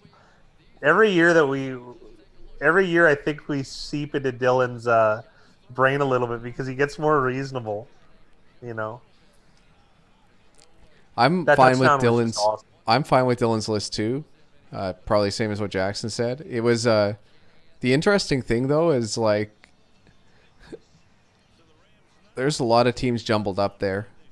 Like I don't think there's much difference between maybe like 3 and 4 and like 9 and 10 almost. Like, because you could actually put the Steelers as the best team, like, and no one's gonna like throw a fit about that. You know.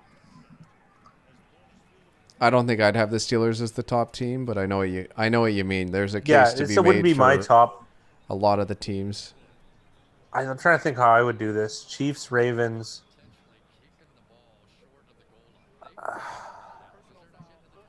I don't know. I don't know after Chiefs, Ravens. Hawks would be lower than all of those other teams. They have the best player, but I don't think the roster is as strong. And I think the wheels will come off here. Jay, you're on your own. This has been a big Niners chat. So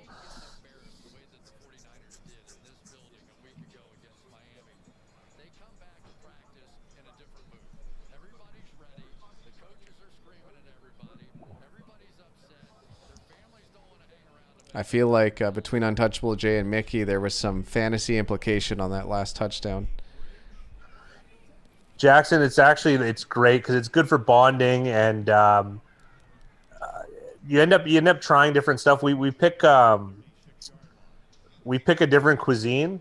Last year, I get to choose because it's my birthday, so I chose Jewish Hanukkah. So we had to cook brisket and was it brisket and matzo ball soup and cinnamon babka, as a Seinfeld joke.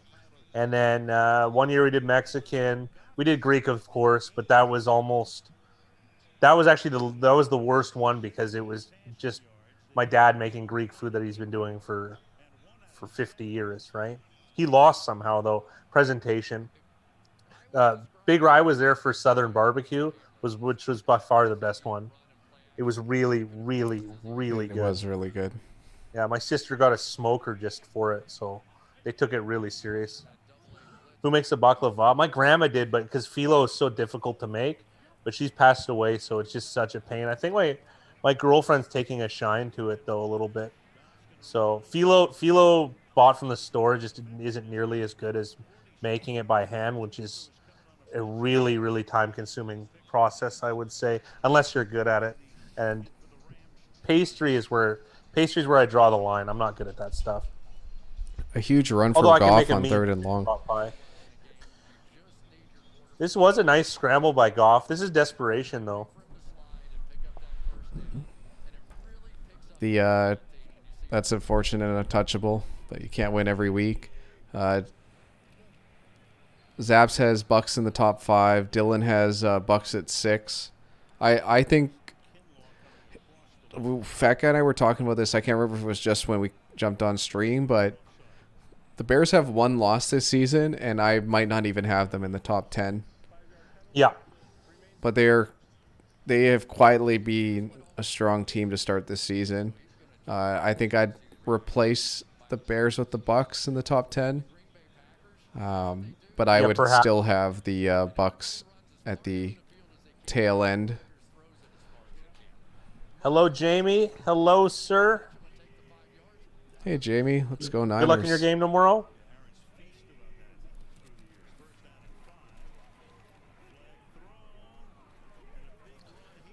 I think this is a penalty against the Rams. We're going to find out. Yeah, I'm on the same page as Jackson and Mickey with what they just said. Jackson says that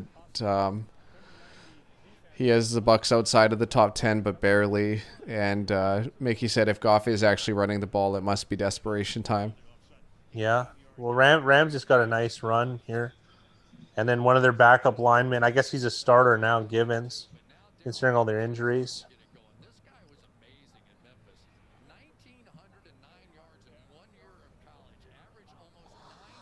So far, Michigan, it's only been one quarter.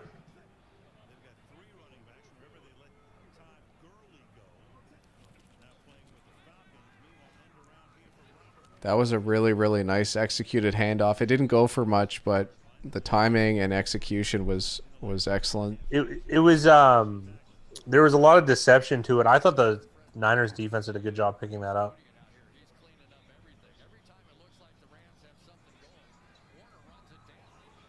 That was a good play by Fred Warner.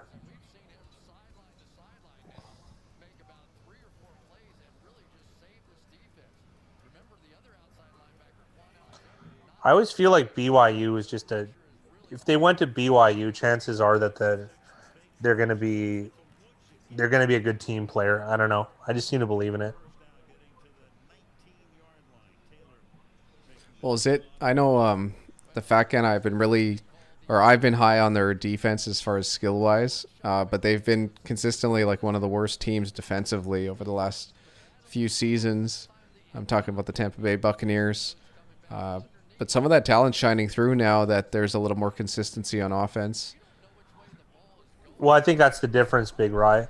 That defense played really well last year despite Jameis Winston almost perpetuating a shootout. Yeah. You know what I mean?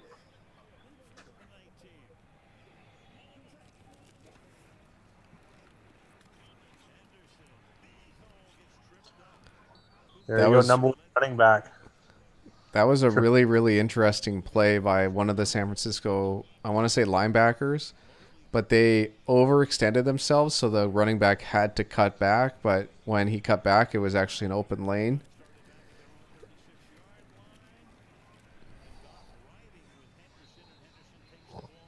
The other thing, too, that's interesting that I said is I would take the Bears out of the top 10 to put the Bucks in there, but the Bears just beat the Bucks in primetime on Thursday night. Last week. Yeah, but that's not how you do things. It's not every year though you could find a way that every one team is better than another. Mm-hmm. It's just interesting to think that even with that loss, I still have the Bucks as the stronger team. Well, the Bucks are going to get better, I think. And did the Rams ever put a statement on this drive with ending in a touchdown?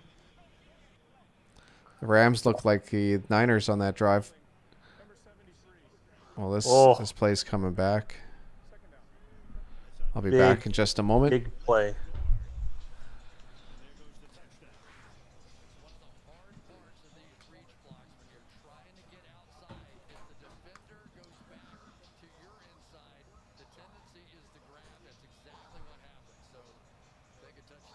That's unfortunate. Oh, yeah, he probably would have stopped that play.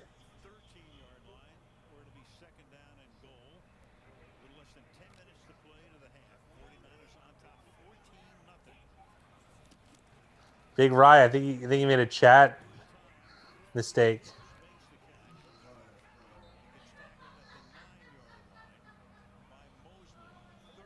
I don't hate the Vikings, Saints, and Bucks. Of course I don't. I just don't think they're as good as you do. Bucks Pasty is the 4th best bet in my system too. Bet by my system too. Yeah, I could see that.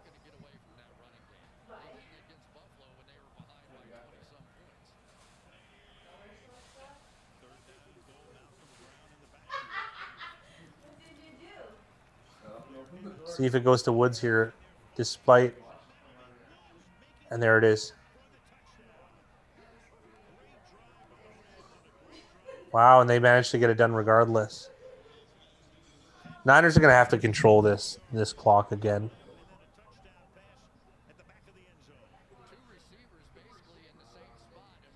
See you, peanut butter. Yeah, enjoy.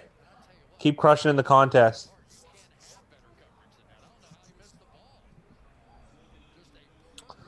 Man, that could have easily been stopped. How could you start the Bucks D-Zaps against Green Bay? It's tough. Yeah, I agree with Mickey. Ease up on us. Jackson has a really good comment. Oh, yeah. Yeah, right. Was that a block? It looked like it. So Jackson says Dylan, the public is very inelastic about Brady. It's a great way of putting it. A great way. He's 44 years old, roughly, but everyone seems to still give him great value.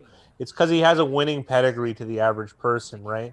And winning games and covering spreads are two different things. So, yeah, absolutely. He's got too much hype to him.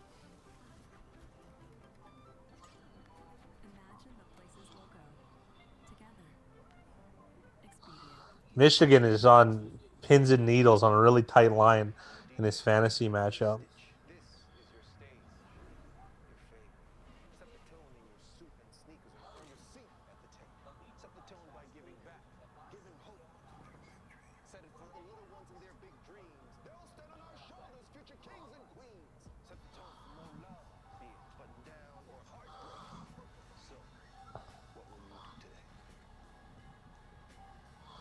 Is he playing? Is he talking about our league? I'm trying to look it up. The price badge just made it really easy to figure out what car was a great deal. When I see the great price badge, I know I'm getting a great deal. I felt like that's the car. It's a great deal. Scoreboard.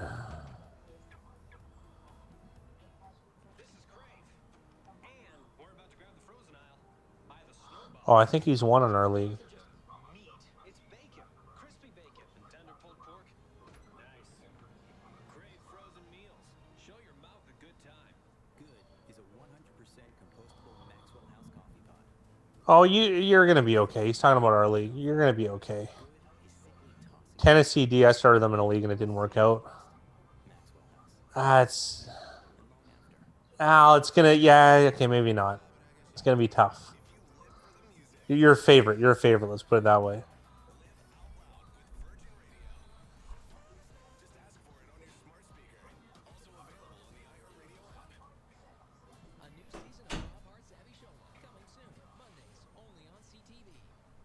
Yeah, Gronk said he was just doing it to block. I feel like he was just trying to. I think he's mostly coming back to have that type of role. I don't think his body can take a WR1 type beating. But yeah, it was nice to see him have some sort of success today, getting a touchdown, and like I think in clutch moments they'll be going after him. Like they're gonna have design plays for him. It's just he's Gronk. There is that type of chemistry, and he's been able to do it for so long, and he's still got a few plays left in him. You need a 30-point game from Drake tomorrow. Good luck. Mostert and Zeke versus Clyde Edwards-Helaire. I would say that's a pretty strong favorite. Assuming Bell is able to suit up for Kansas City, because that'll throw water on a lot of projections for Clyde Edwards-Helaire.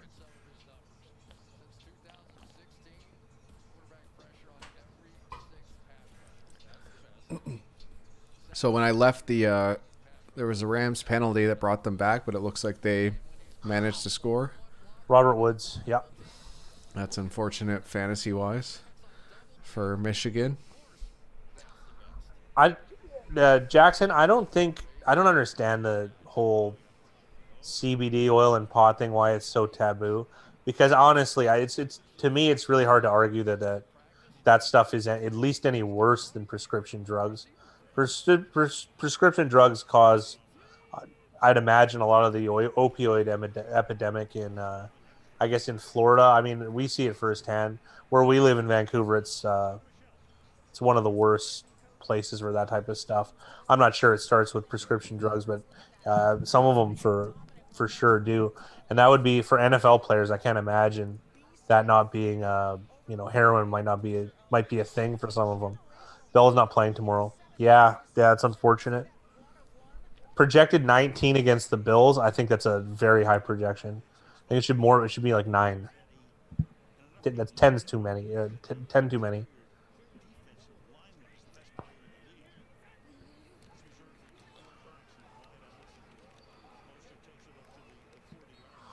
This is a big Ryan the Fat Guy game. Reasonable defense, strong running games, nice play action. I'm into it. Well, when these two teams play, it's a coaching battle. Absolutely.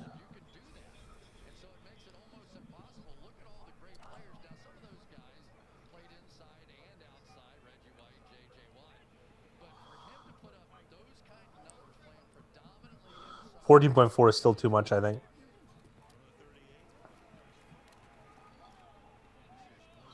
My old man uses CBD oil for arthritis because he golfs 6 days a week, so 5. So I mean, like, it's yeah, I don't think they're psychoactive at all. So I mean, I've never used them, but I don't understand how it's not a thing, right? Very, very, very slow process in the United States for that type of stuff.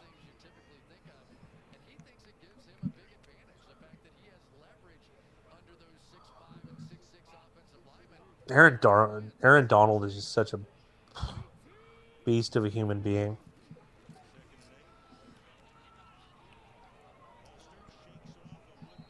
Mostert has been. Look at this, another stupid thing. I hate that stuff. Yeah, we're gonna have a big metal. Microsoft Surface. Yeah, like, just what are you doing, man? These guys are running faster than any human, like any other humans in the world, and of course they're gonna come flying off. It's pot legal in all of Canada.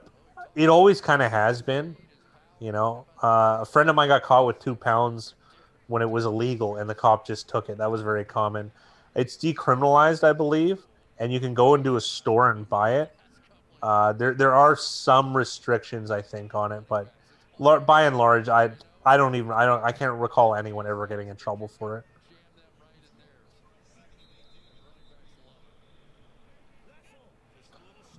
That's unfortunate. Penalties, the only way you can really kill a humming run game. What a play!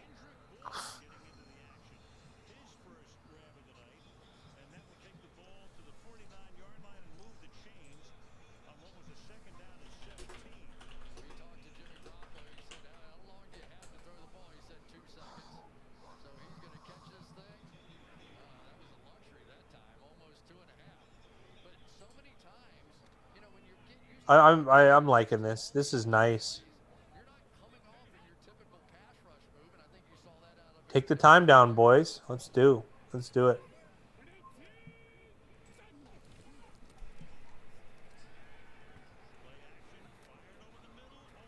Holy, there are a lot of soft spots in these zones. Born again. I didn't mean to be, didn't mean to make I don't know, subjugate, whatever the word is when you put them both together and they mean something. But it went to born again.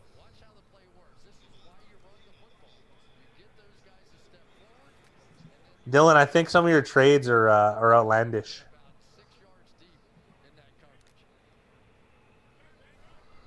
And Mickey, I don't think he needs to make trades.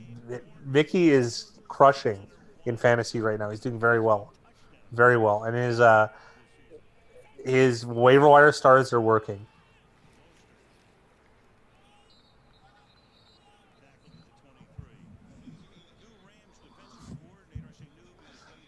Yeah, Jackson, I never really liked it despite being in, I guess, Pod Haven, just because it always made me tired. And people that smoke every day, like, I don't know, some of them just they don't seem as sharp as they could be. I mean, I'm not gonna I'm no square. I like to party too, but it's never been my thing of choice necessarily. You know, I tried it. I even tried what we call it, shatter and whatever, oil and stuff like that, but that hit me like a ton of bricks. I'll never do that again. Or a dab. I did one of those once. There's no way. 0% chance on that.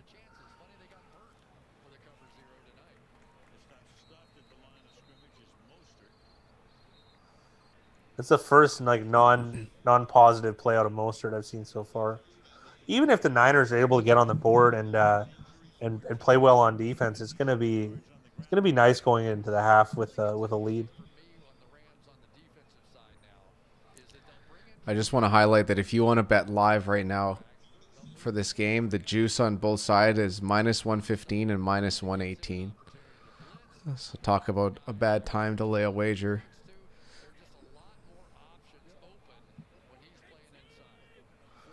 Everyone may not make the playoffs, Dylan. There's no lock for anything. He's in good shape though. A lot of time for Garoppolo. I can't believe that move actually helped. Oh yeah, Jackson, it put me on my ass. I did it one time. I'm like, I was with one of my friends and his younger brother, and obviously like I'm like the old, like, oh, what's this? You know what I mean? No, you gotta try it. And then like, okay, fine. And I was dead to the world. I think I went to bed like 45 minutes later too, and it was like 9. Garoppolo looking efficient, 13 for 14 for 191 and 2 TDs. It's pretty close to a perfect passer rating if it's not already.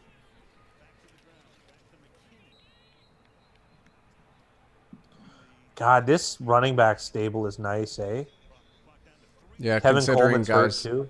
Yeah, considering Tevin Coleman isn't playing, and then they've got guys like Jeff Wilson that can come in at a moment's notice and still get production. Jake, the champ is here. The champ is in the building. What's going on, Jake? I'm in agreement with you, Mickey. Yeah, it definitely doesn't. It does the trick. Madison Yeah, killed you Madison today. didn't have a good game today, that's for sure.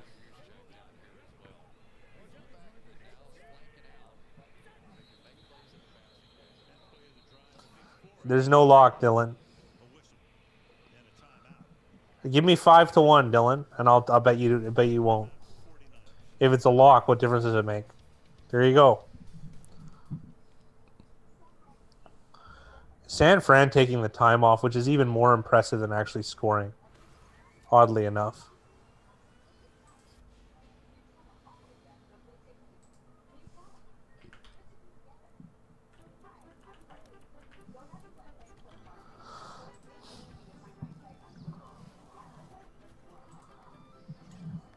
San Fran lifeline is -6.5. Expedia. We always thought we'd have two, but the third just kind of happened. That's our middle real handful. Came home Well, with excuse you, Dylan. Jim plays hockey, but we wanted them to pursue their own passions. I don't know if you've looked at the standings, Dylan. The mall all day. I'm 4-1, Where have you been all weekend? whereas you're 2-3. You're gonna have to do pretty well to overtake me. There's no way that I could have done this by myself. My teammates rallied around me. Close friends rallied around me. It was a collective effort to becoming a cancer survivor.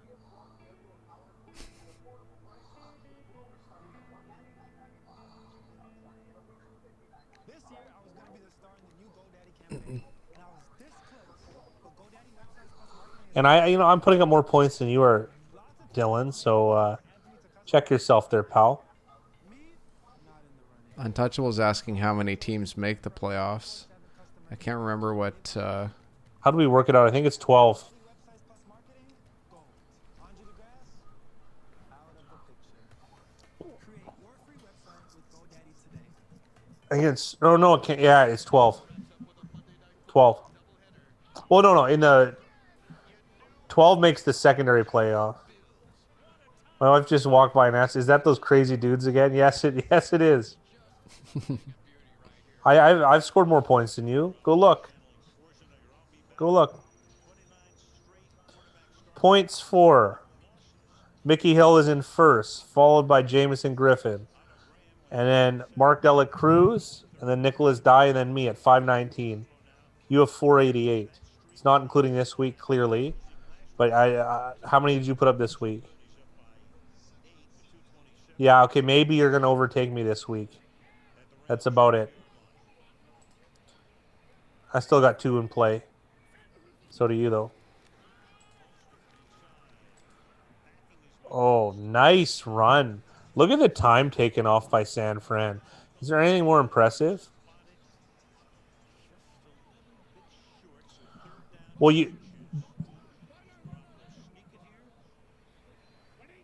no, there's going to be 12 in total. I think there's 8 playoff teams. So 8 teams make the playoffs, and then the top 4 from each side will make it to the playoff. the playoff. Yeah, that makes sense. The Champions League. That's what we'll call it. Makes more sense.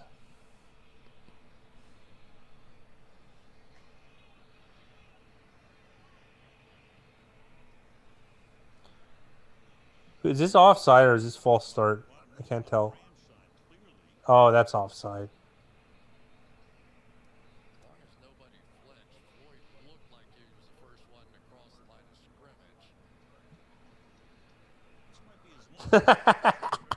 Jake Jacobs. My first winning week in the contest. Feel like 2019 again for the champ. Boy, does it ever. I don't think we can catch up, though, Jake. It's pretty far. It's a foregone conclusion almost. Playoffs? You kidding me? Playoffs? Who was that, Jim Morris Sr. when he was coaching the Colts? Is that too many players in the huddle? What is going on in this game? What? I have no clue. We did a commercial to watch a penalty to lead to another commercial. It's brutal.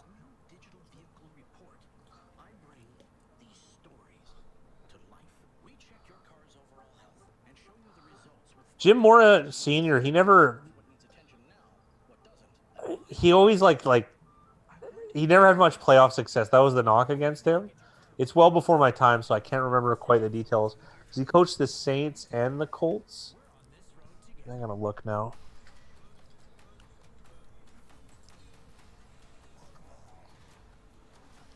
And then his son coached the Seahawks, I think. Well, I mean, it's Falcons, natural, right? Jackson. They all are, but yes.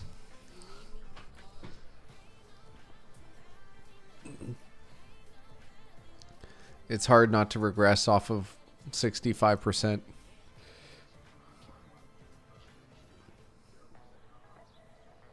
Jim Mora Sr. was a 2-time USFL champion. Yeah, he won 2 of them. I'm regressing up to 50%, probably, yeah. So are we.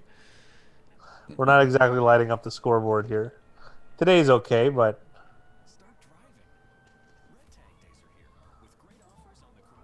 Yeah, he didn't win 1 playoff game.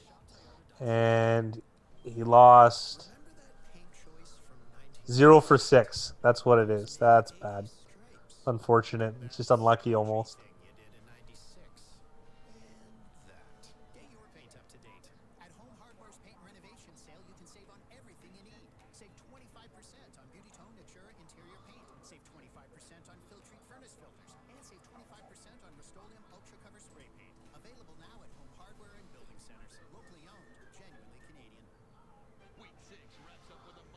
A lot of shrouded in. He quit during the year in 1996 with the Saints. My entire day is a regression.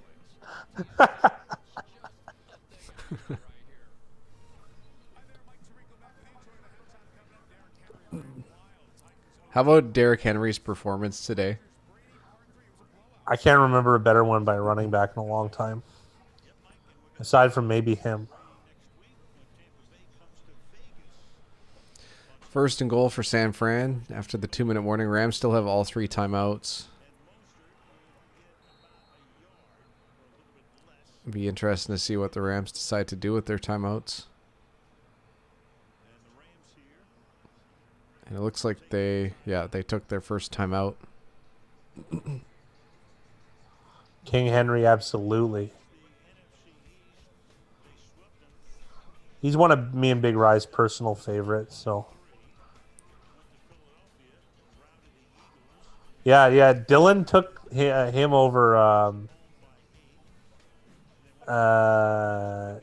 He took him over Alvin Kamara in the draft, which was very surprising to me.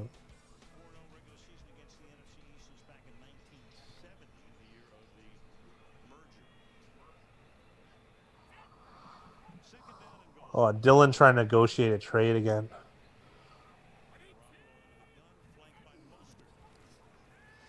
They're throwing the ball. Almost intercepted. I'm surprised at that.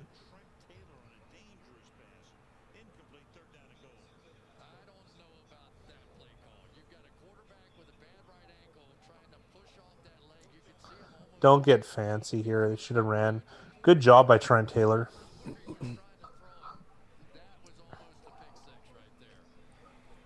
After that play, they took the live line down, which I thought was funny.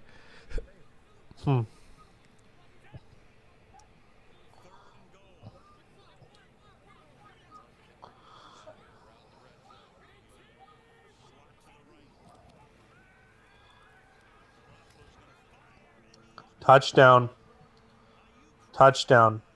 Brandon Ayuk.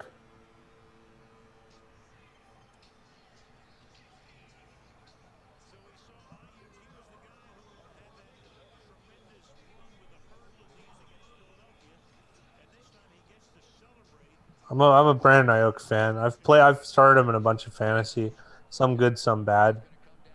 And this is a nice rookie season though for him. I got to be honest. That was rad. Nice start to this game by the Niners. I think this is the best half they've played yet this year. A strong team. They're running the clock, taking the time down, and putting points on the board. You can't do it better than that.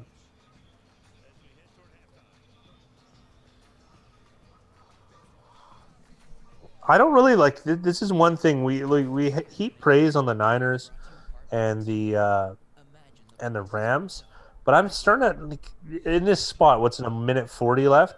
I don't really like the Rams' prospect of scoring. I mean, not that they can't do it, but I don't know. When you take that run option away, it's difficult for the Rams to come back. I think. The Ayuk hurdle against Philly was crazy. It was probably the play of the week. It was impressive. And yeah, down in the zone. It's what you do. Ayuk was an interesting pick because he wasn't on anyone's radar, but I think San Francisco knew that because they wanted him instead over Javon Kinlaw, the guy they took in front of him, but they realized that Kinlaw probably wouldn't have made it all the way up to when they drafted Ayuk, which I think was 21.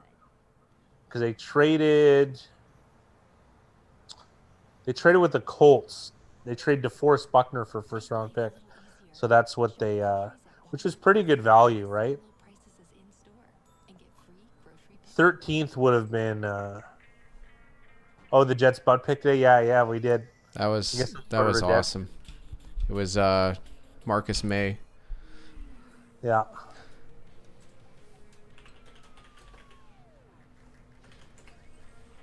You know what I noticed about the Jets don't have a lot of draft picks like the other teams that are kind of attempting a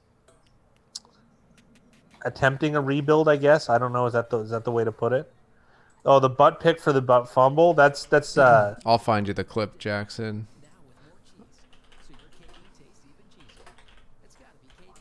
Oh yeah. I need to see this.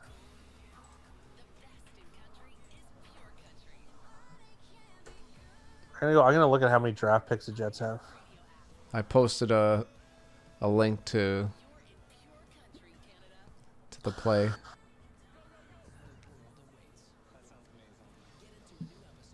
amazing.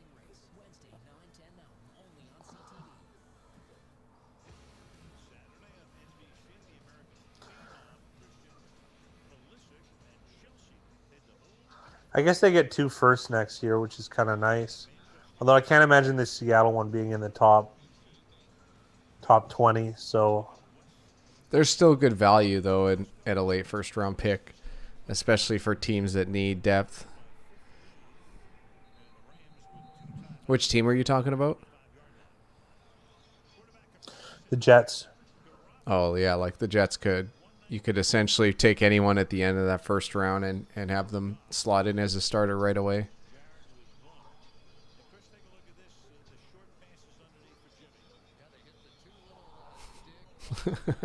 They got a couple ones. They got picks from Leonard Williams, trading him to the Giants, who I don't think are going to re-sign him, so it'll probably be later. And they also have an additional first-round pick and 7th. And then they got 2 firsts next year, too, from Seattle. Seattle gave up a steep price. I was just commenting how I'm not confident in the Rams 2-minute drill, oddly enough.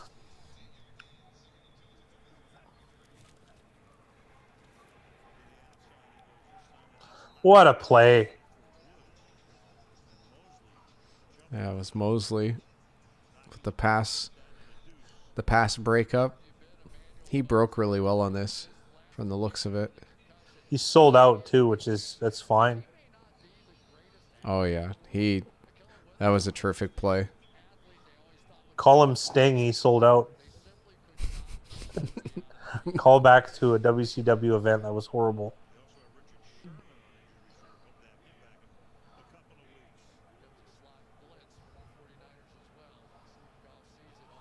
So it looks like they have Woods on Sherman. I would be into that matchup. I got to be real.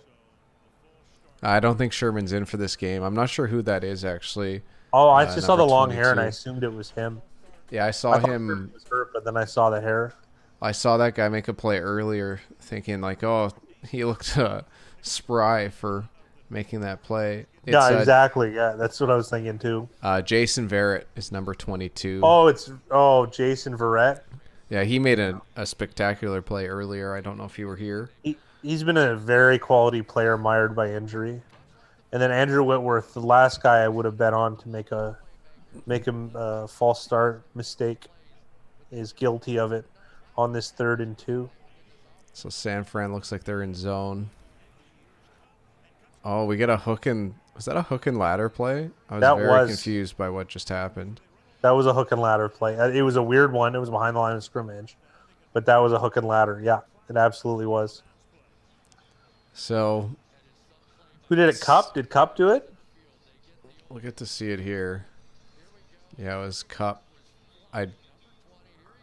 That was interesting. I don't think so. I think that was just a poorly designed play. I don't think so. I don't think it was fluff big right. I think you're going to see it work quite well.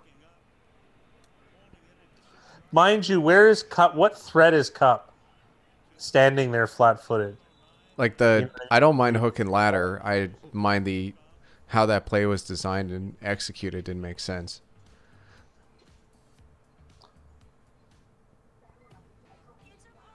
But they tried it, didn't work out. The Niners get the ball back. They can put a field goal on this. This is looking pretty good for a Niners money line. I don't want to smell it. It's bad enough I have to eat it. No penalty, that play works. Yeah, in theory. Although imagine the defense be closer to the line, though, Jay.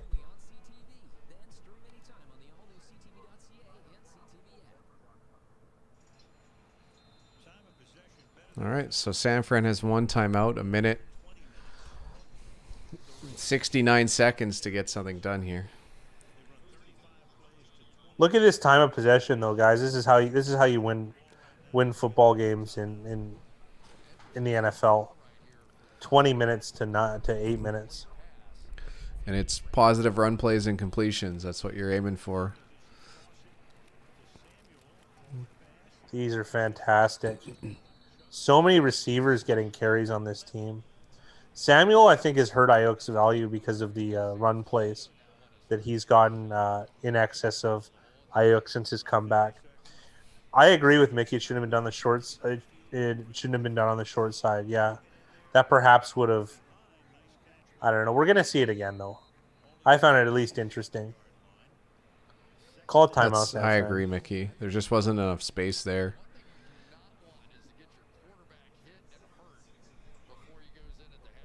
69 seconds. Yeah. Oh, yeah. Of course. All I'm trying to do is perk Dill's ears. Timeout. There we go. There we go.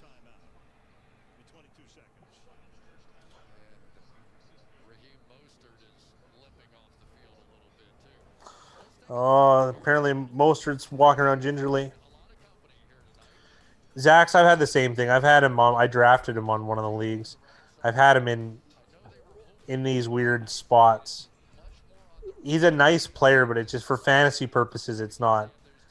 It's not the greatest because the consistency isn't there. But that I guess one could argue that's good from a strategic standpoint because he's obviously an asset, but they just use what the defense is giving them.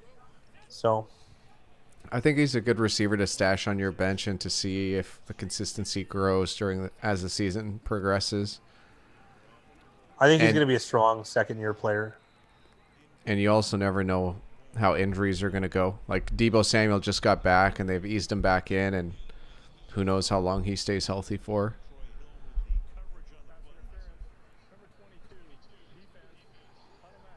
Is Mostert actually hurt, Mickey? Is that what you're groaning about? Because I know he went off to the bench, but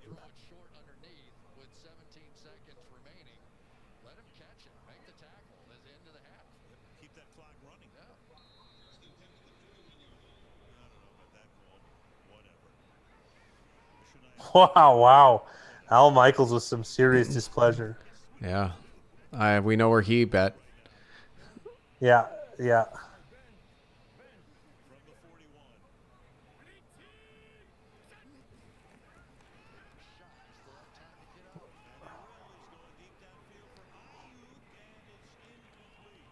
Oh, he was so close to throwing that flag.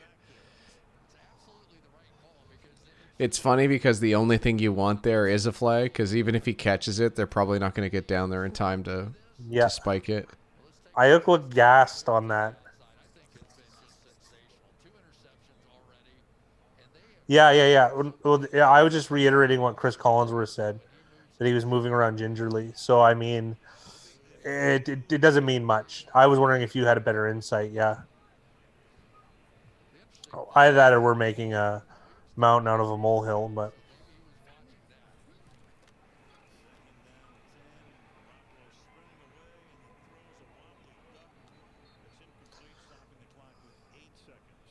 Jackson Little, Al Michael says Rams are the last leg of a 10-team parlay.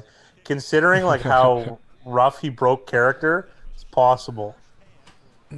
Zaps, I feel like DB is hardest position to play in the NFL. I couldn't agree more. I say this always. They think about the athleticism of defensive backs. I think the best athletes in the NFL are DBs, and the rules just change all the time against them. Can't touch them. Can't do this. Can't do that. It's very difficult. Very difficult. So, hey, it's good for everyone so far.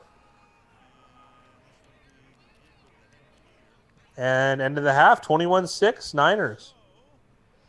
What's going on, Fear? Oh, hell yeah, brother. Let's get this money. That was a good first half.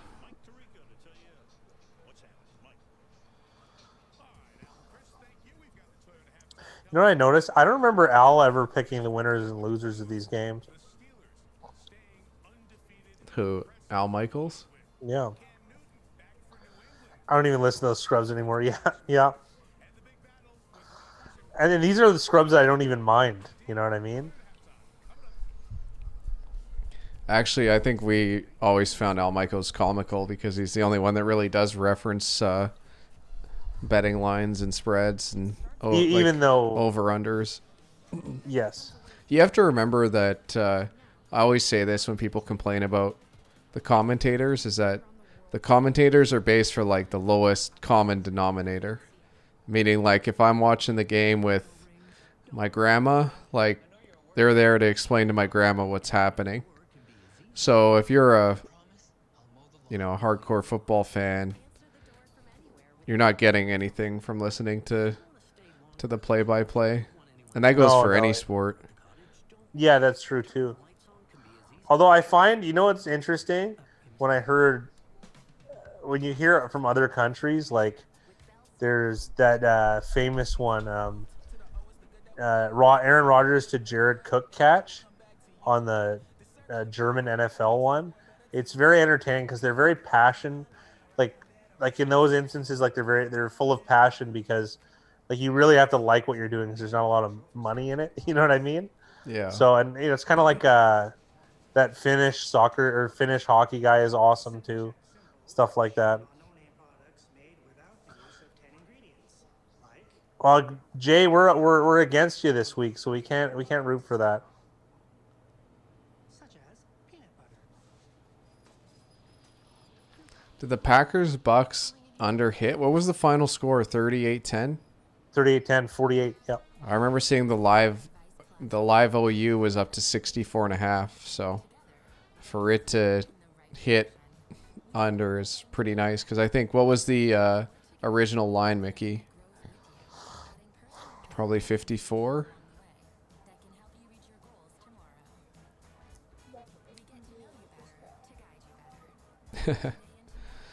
You need a couple of Cooper Cup touchdowns. Gonna be tough.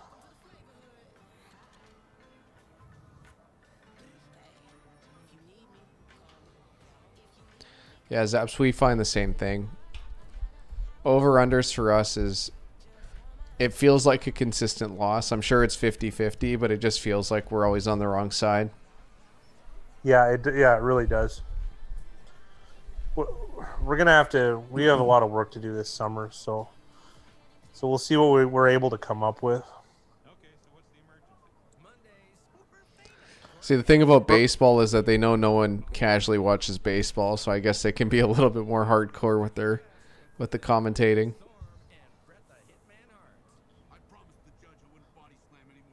Yeah, considering the scoring, like how it came out, Mickey. It's nice to be on it. That's for sure. CTV app and CTV.ca. It's CTV and so much more. Stream anytime. It was a 10-point second half for the Green Bay Bucks game. Didn't it? No, didn't Green Bay had 0 points in the second half, didn't they? Yeah, like I think halftime was probably 28-10, and then it finished 38-10. Yeah. They only scored in the first. They scored the first 10 points. I thought the Packers did. Fear said this week was tough for me with Jacobs and Keenan Allen both having a bye. Madison was a dud, and I missed out on Lindsey. I went with Hines. Oh, that sucks. Yeah, that's tough. Yeah, Lindsey had a nice setup today because Melvin Gordon was out. I have a feeling that Lindsey's going to take that job and run with it. If we took the Sports Guys show's advice and did teasers on the spread and over-under, your over-under record would be much better. Yeah. Yeah, I mean, hope technically, yes. Technically, it would be much better. But are we worried about record or are we worried about return on investment? Yes, this is completely true. We're not even worried about record. Actually, that's the funny thing. We're worried about giving good advice. That's actually what we're worried about.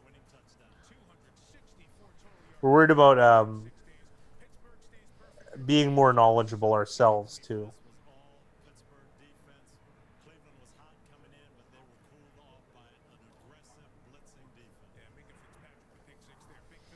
Oh, Dylan, here's a trade offer. Fuller and Taylor for Mahomes. Which, you mean Jonathan Taylor? Probably Will Fuller and Jonathan Taylor, I'm guessing. I would definitely want Fuller and Taylor.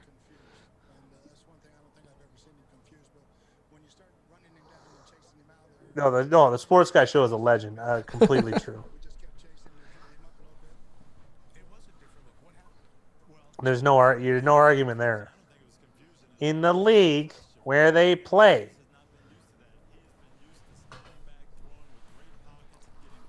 But I mean, think about him as he's a great example of like this culture that we have now.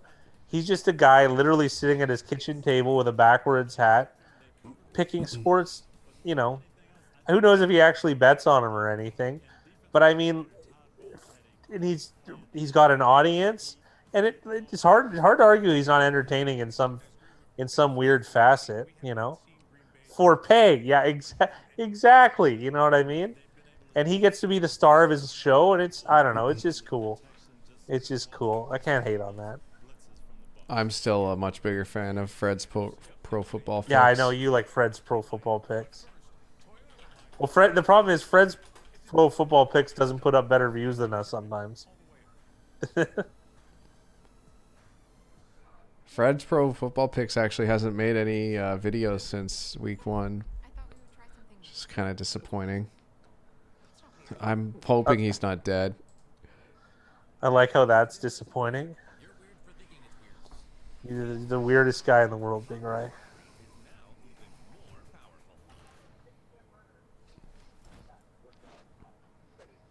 Dylan, he's offering on here. You gotta give him an answer. Let's hear your thoughts. What are your thoughts on this trade, Dylan? This is a hot offer straight off the presses. How does it make you feel? Hot offer? This is a hot offer. He demanded for Will Fuller earlier, and he has the opportunity to get him. And not only Will Fuller, but he could also pick up Jonathan Taylor in the same trade. Talk about gangbusters. I'd jump on that in a second. You would actually. It's not even a joke.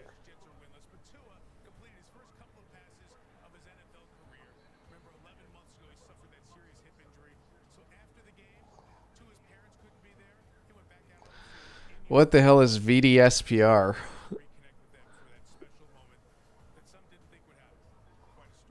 I don't even want to know. I got to be honest. Jackson said, I wish Big Time Tommy would make a weekly picks against the spread video. That's just good content. Who's Big Time Tommy? I don't know, but this sounds great. This sounds good. I want a name like that. That's fun. What a cool... I didn't see Tua do that there. I think they're bringing it up right now. I just have the audio on. I don't have the video. That sounds really cool to me, though. Like, that's someone who's brought up to, I don't know, I guess be grateful, because how many people actually get to step on an NFL field, throw a pass? I mean, there's just, I don't know. How many, like, that's got to be the pinnacle for you as an athlete. That's the old school way. I'd definitely be down for more Big Time Tommy. I like this name, Big Time Tommy. He lives up to his name. I didn't see the picture of Tua sitting on the field, but that's cool. It's really, really nice for any professional athlete to make it to the big leagues and get to do what they theoretically love.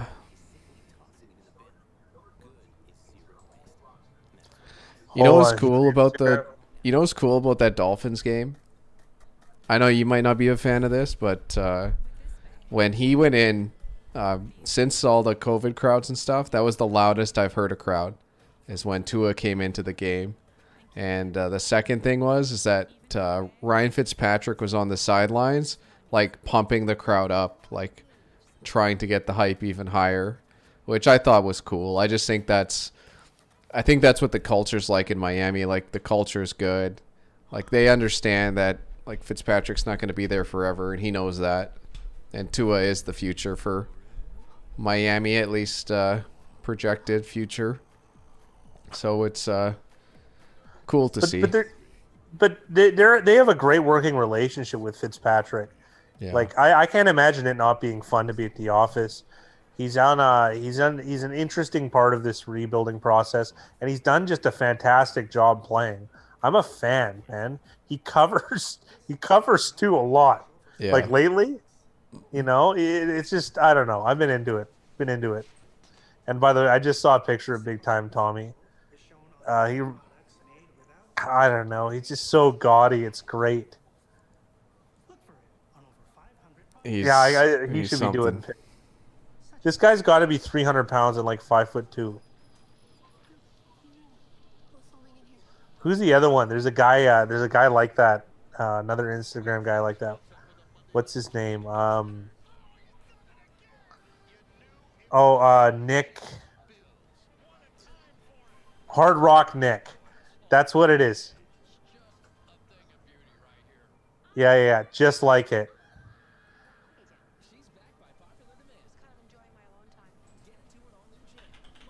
He's a premium hotelier or something is what he says.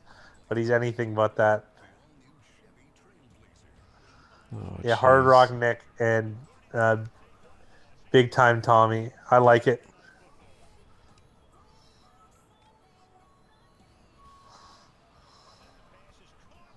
Stu Finer? No, I can't say that I do.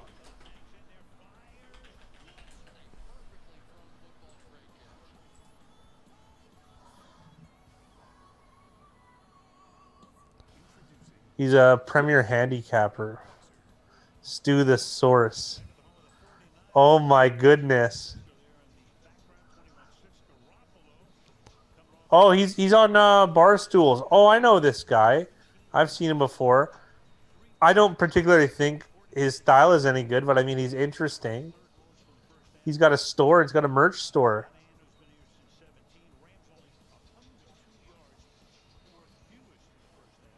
He's obviously just a personality. That's great, though. I don't know why I like that name, though. Stu Finer. He has a onesie for a baby that says "Kill Your Bookmaker." You can get it in sky blue, soft pink, Kelly green, and white and black. 6mm to 24. Jeez.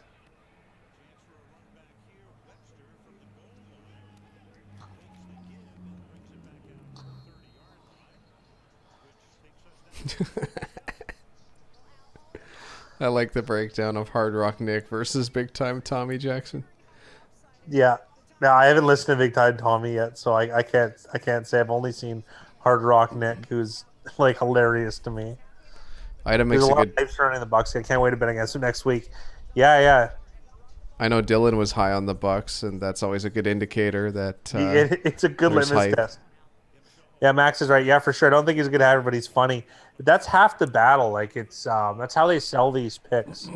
is these touts and stuff like that. They're more entertaining than Big Rye or I, or that's for sure. But I'm not sure they're as dedicated to authenticity as we are. Hey, which don't may- throw me under the bus. Well, it hurts us, but at the same time. Well, like we've always said, we're trying to take the trench coat aspect away from sports gambling. Mickey Hill's got something interesting. This from Westgate, I'm surprised because I don't think they operate like this. There's a guy on Vision that had a 30K future bet win on the Women's French Open that Westgate wouldn't pay. They say when the original tourney date was moved, it forfeited his bet. Well, I don't know. If you take a $30,000 bet and here's the thing. If he lost, would they have... Well, did they cancel all the other bets? Yes, that's a good question. Hey, have a good night, Jackson. Get a good rest in. Good luck tomorrow, Jackson, and have a good night. Yeah, exactly, Zaps. Like it's tough, and the problem is it's hard to remove personal bias when you're handicapping. That's the hardest thing I would say, right? Because sometimes like there's too good to be true stuff that comes up, and it makes it really perplexing, right? Because you overvalue one team and you undervalue another, and so you're quite off from the line. So you think it's the biggest value play of the year when it often is just a really bad square play, right? Because you do have a bias about both teams, so it is a little bit. It's just difficult to remove that. The market is better for that kind of thing. I think 30K yield. Either way, though, if if if they're accepting like if they're going to void his bet, was he going to, regardless of result, would he have been returned his money if he, if he didn't win? It just, I don't know, it's just so shady. The Rams have a drive going to start this second half. They sure do.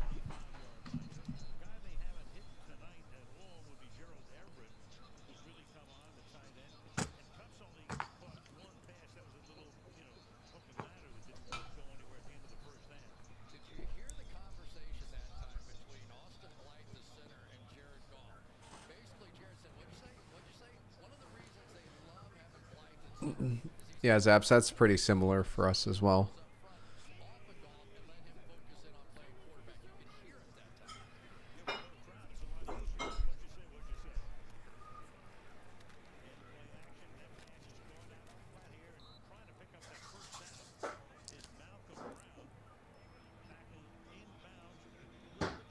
See where this ball gets spotted.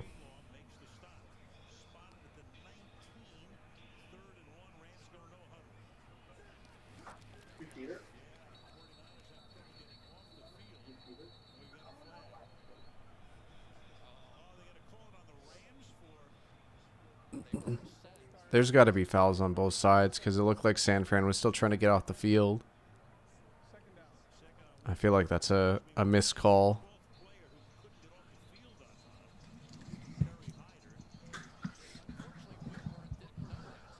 Zaps, I've been observing the markets and I'm making plays based off that, but I feel strongly about something. I'll play it. Yeah, that's.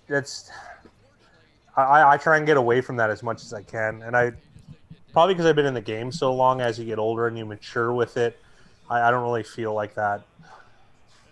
Big Ride, I don't think really ever, Well, we ever really started ever. we started with it being like more of the latter, like more based off of a gut feeling, and then Yeah, as time's gone along, it's less and less feeling and more just finding those market plays. Oh, Dylan, you got some intriguing players. Untouchable is he's putting out his feelers again. As he says, he's fishing. Just fishing. So we're going to get a field goal attempt from the Rams.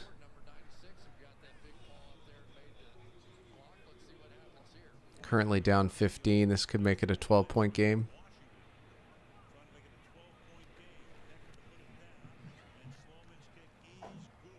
thank you, Donnie. Really appreciate that. Hell yeah, Donnie.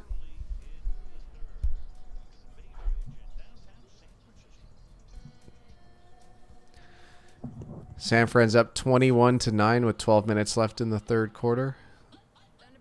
Which plays did you make, Mickey?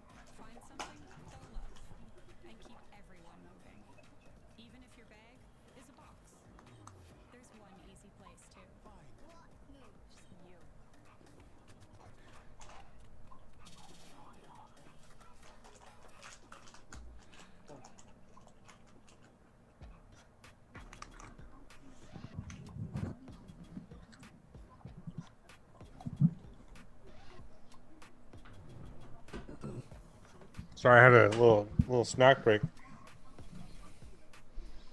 Lost on the Jags, but got the under on the Pack Bucks. Yeah, Jags is unfortunate. Jags aren't very good, obviously, though. It's hard to make the Lions look good. Yeah, I was on the Jags as well today. 2-unit play on the Jags. That was my only loss today.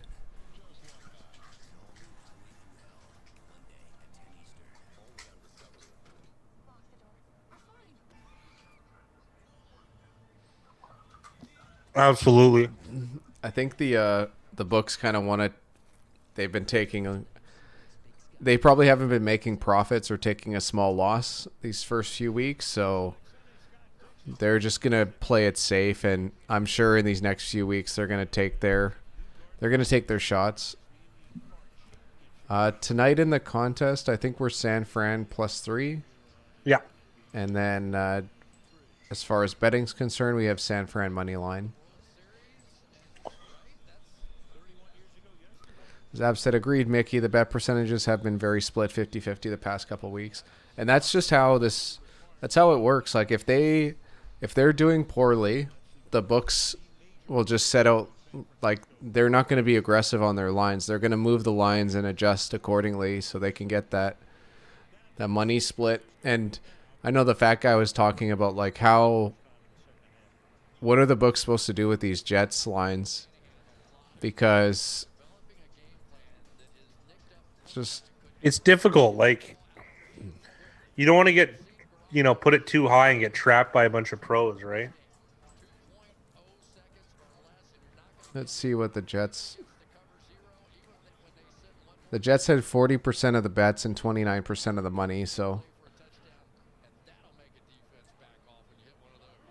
they did what they could by moving that line from like 5 to 8, but it was still just not enough. I don't know if they're a fire mid-season type, the Lions. I can't recall. Like, did what's his name? Coach of D-line coach for Dallas. Oh, or now Raiders. Rod Marinelli. Did Rod Marinelli get fired mid-season during the winless season? And I think 08? I have no recollection of it.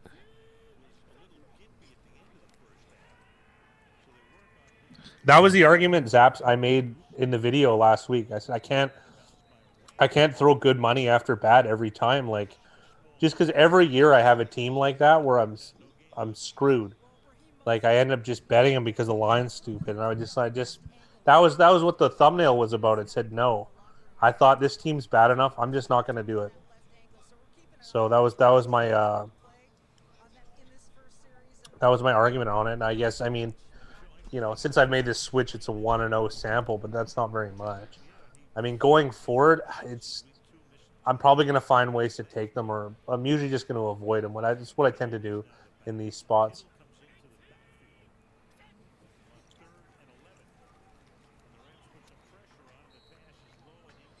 I think they said it's a left ankle sprain for Mostert. I don't know if I caught it completely,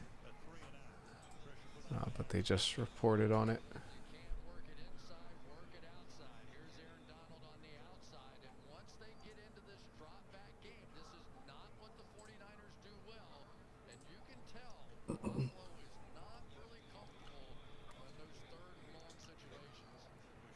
Collins are throwing a bit of shade at Garoppolo here. Yeah, that's been my philosophy since about 2008.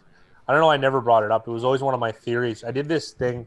I bought past data in 08 because they used to sell it. They used to sell it on Sports Insights. You could buy it. It was only 120 American, something like that.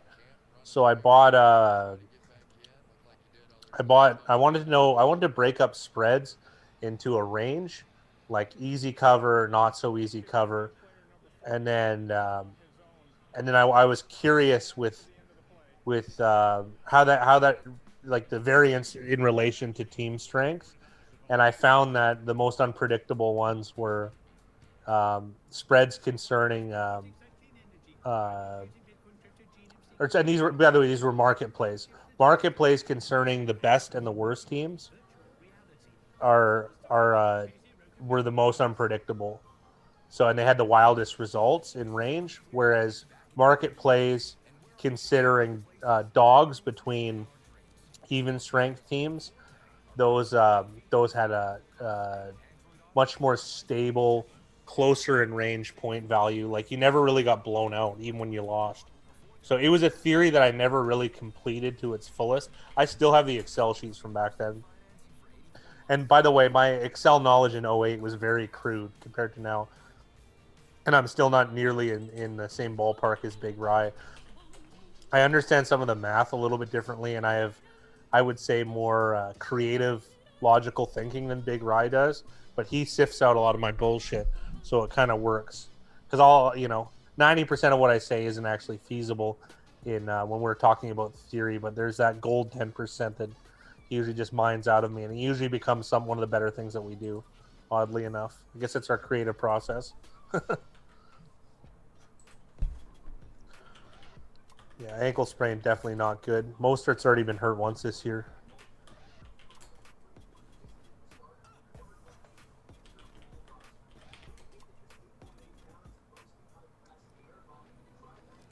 Kinder Bueno.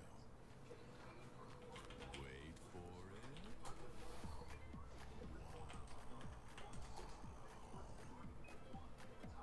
It's crispy. It's creamy. Shh, don't ruin this for her. Smooth milk chocolate, crispy wafer, and creamy hazelnut filling. It's not your average chocolate. It's Kinder Bueno. Nice. Bill Walsh getting a little love here. So the Jets have lost by 18 points on average this year. There It's you tough. go. So I don't think there's been a line over. It's been the highest line this year off the top of your head. Has there been one even 14? I don't even think so. Baltimore, Cincinnati. Baltimore covered. I think it was 13. So somehow the Jets are losing on average by more than the highest spread total this year. The Jets only had one close game. That was with Denver, right? Yeah, 9 points with Denver, and they had a 10-point game with Buffalo.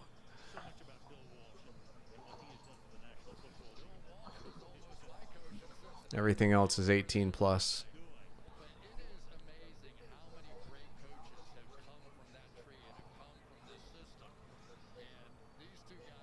Yeah, Zap said Baltimore, Washington was 14 and a half.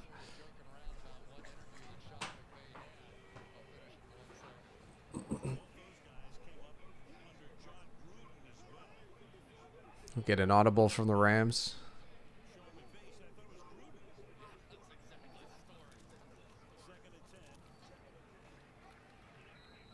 I think that's one of the more underrated things about Goff is that is his ability to audible into plays. And it'd be interesting to know how much of that is McVay and his headset before, because they can still talk to them as far as I know until 15 seconds left on the play clock.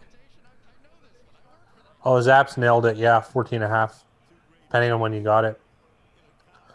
Jets at Chiefs into Chiefs minus 17. Yeah, that was what Big Rye had it at, the handicapping just off our heads. I think it should be 21, honestly, at this point. You know,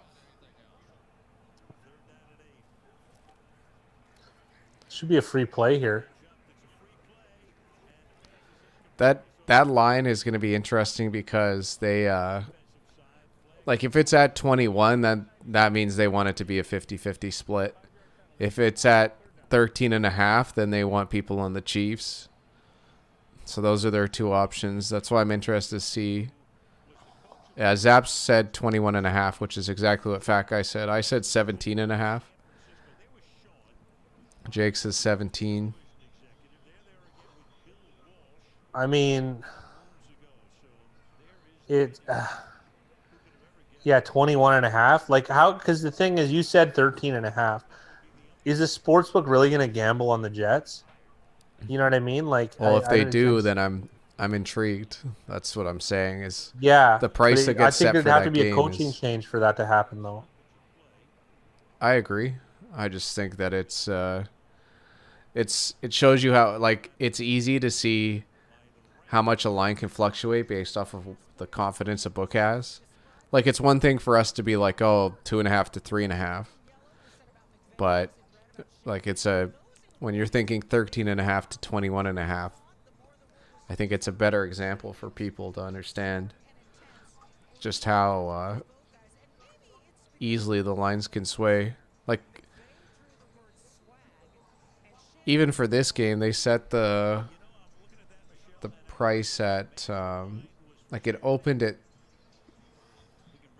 I don't know why I can't find this game right now. There it is. It opened at 3. It got bet down to 2, even though a majority of bettors were on the Rams. So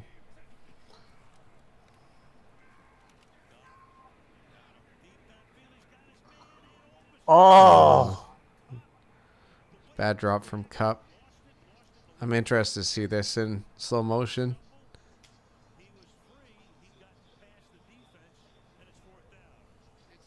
Yeah, Indy. They kind of. I feel like they quit on each other, like like after the first game. To be honest.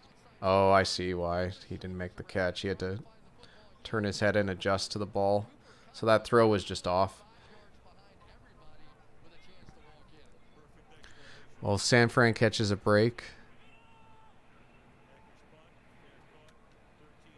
And they still have that 12-point lead with 9 minutes left in the third.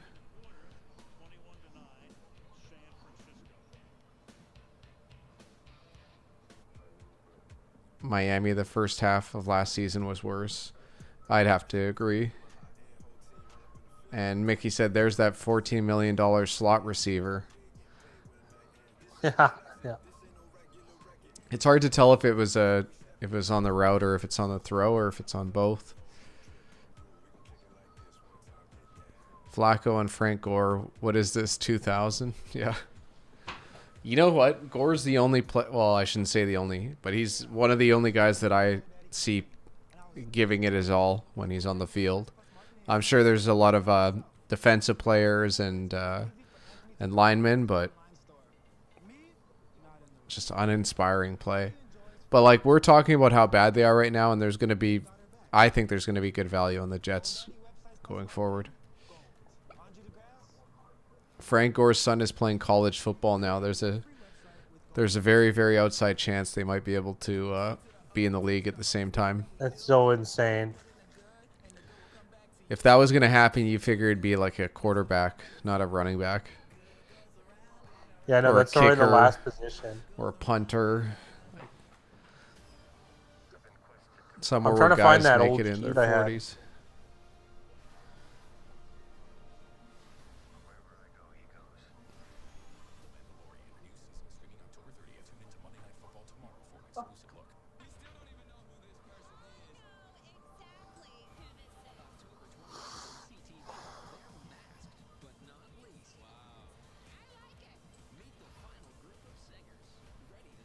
Probably embarrassing, but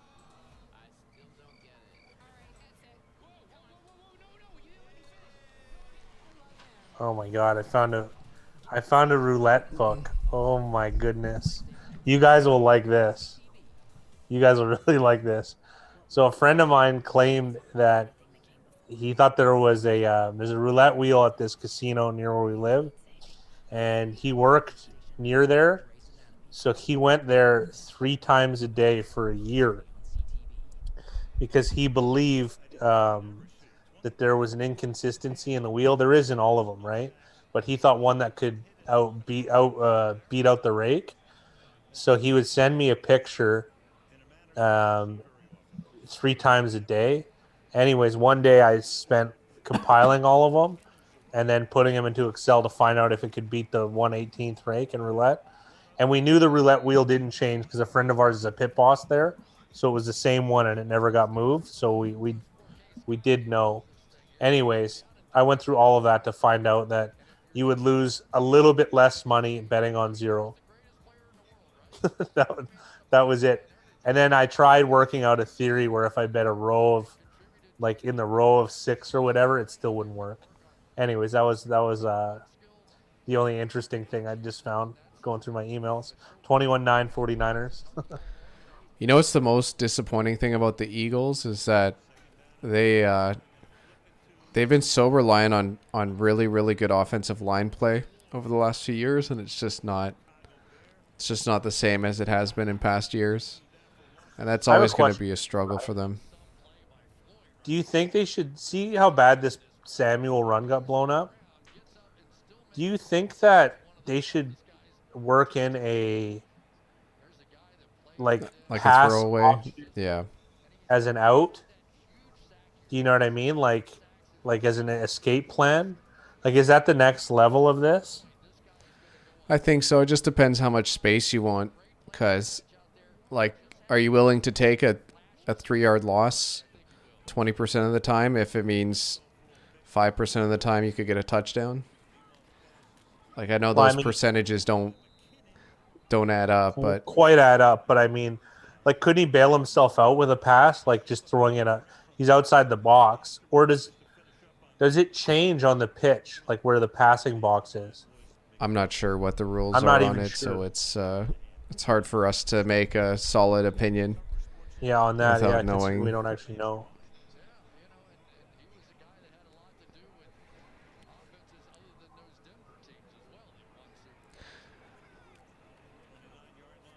Zap said he would look to back the Eagles. I think today was a really good result for the Eagles, to be honest. Like, it was impressive for them to come back and almost tie that game. Yeah, this quarter is like, it's in molasses. I know Carson Wentz has been one of the more polarizing guys this season, I feel like. Like, I really don't know what to expect play to play from Wentz. Kinder Bueno. Wait for it.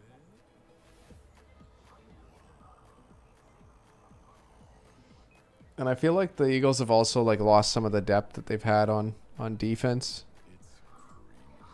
They have a hurt offensive line. I think there's a lot of things working against the Eagles. I think everything's just not as good, and there's perhaps benefit of the doubt Super Bowl stuff. So Yeah, like Jason Peters is on IR. I know, or I'm pretty sure Lane Johnson didn't play today.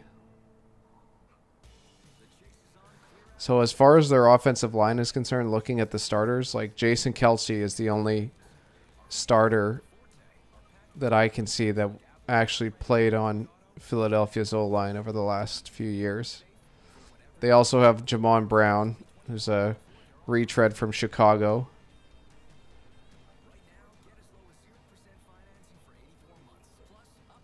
And then I know the problems the last few years has been just not enough talent at receiver. I mean, but is that like I don't know? Maybe because they've like really not addressed the position much. So I mean, they drafted Jalen Rieger or whatever, but I mean he hasn't. I don't know what his stats are. I mean Travis. He's on Cole, IR. there you Deshaun go. Jackson's been out injured. They've been rolling with John Hightower, Greg Ward Jr., Travis Fulham, and JJ Arcega Whiteside. And like, Arcega Whiteside. if you were to compare it with every other team's receiver base, like if that's not the weakest, it's definitely It has there. to be the weakest. I'm gonna look right now. I'm jumping on our lads. Ertz, Richard Rodgers, and Dallas Goedert is a strong tight end group. Yeah. And then, honestly, outside of Miles Sanders, it's a pretty weak running back crew. With Boston Scott, Corey Clement, and Jason Huntley. You know what? AFC East has got some pretty weak ones. Devontae Parker, Preston Williams, Isaiah Ford, Jakeem Grant isn't blowing your hair I back. it's not great, but it's way better than the four Way guys better, I just yes. named. And Keel Harry, Julian Edelman, Jacoby Myers, Demir Bird. That's Another weak. weak one. Rashad Perriman, Jamison Crowder, Jeff Smith, That's Braxton weak, too. Berrios. That's a weak Those are crew. really bad.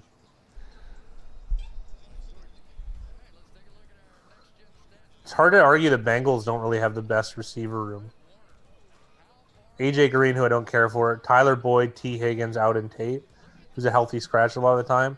John Ross. It's interesting. What's the strongest out of the 4 or 5 teams you just listed? Yeah, I mean, you could go with Browns, Landry, Beckham, Rashard Higgins, Donovan Peoples-Jones, Tywan Taylor. I doubt it. Mickey made an The interesting Steelers one point is- saying that they passed on Metcalf 3 times. Untouchable says Wentz has nothing.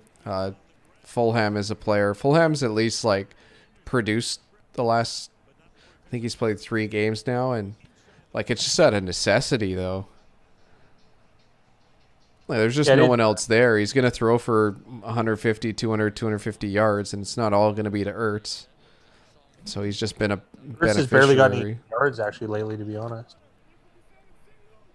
And like Fulham has put up good numbers, and he might develop into a guy that's consistent, but like it's still way too early to say that. The guy was a practice squad guy, and I think he got like a call off the street to join the team and just started performing. So Rams I'm are happy coming for back him. a bit right now. Yeah, They're getting a PI at the 20-yard line against Robert Woods.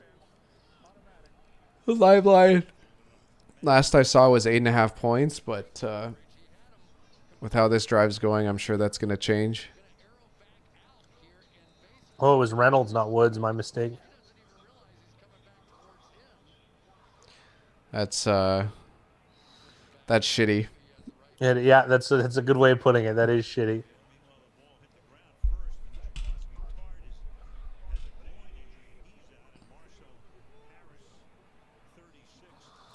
Raiders have the youngest receiving group I've seen in a long time, but they're still better. Ruggs, Brian Edwards, Hunter Renfrow, Zay Jones, and Nelson Aguilar. That's a group that's really played well. All things considered, yeah. I think all of them are punching above their weight class as far as how they performed so far this season. Except for Ruggs, I wouldn't say. Ruggs is kind of scratching the surface somewhat. He hasn't got all the consistent stuff down. For a rookie receiver, I think he's been good. He hasn't played that much, so it's hard to really Oh, do- this has actually got to be the gold standard. Cowboys. Amari Cooper, Michael Gallup, CeeDee Lamb. it's a strong group. Oh, for another first down for the Rams. They're threatening here at the 8-yard line, Big Ryan? It's first and goal. I didn't see where he finished that run. Look at this other one. You take out Terry McLaurin, Isaiah Wright, Steve Sims, Antonio Gandy Oh, yeah, Golden. that group sucks. That Steven group Sims sucks. was the wide receiver 2 going into the season, and that's never a good thing. Yeah, first and goal from the 8.5-yard line.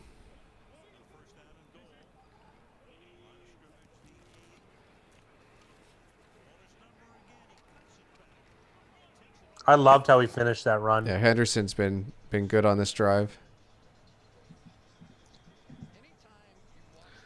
AP Indy giving a shout out to the Steelers receiver group, and you didn't even mention James Washington. It's Nope. And with how Claypool has played, he's played very, very well. Well, that's you know what's good about that group is they're like Juju's not. Remember he was like a star or whatever. He's just one of the guys now. I think that's how that group has matured. You know. Yeah. Second and goal, we get the toss.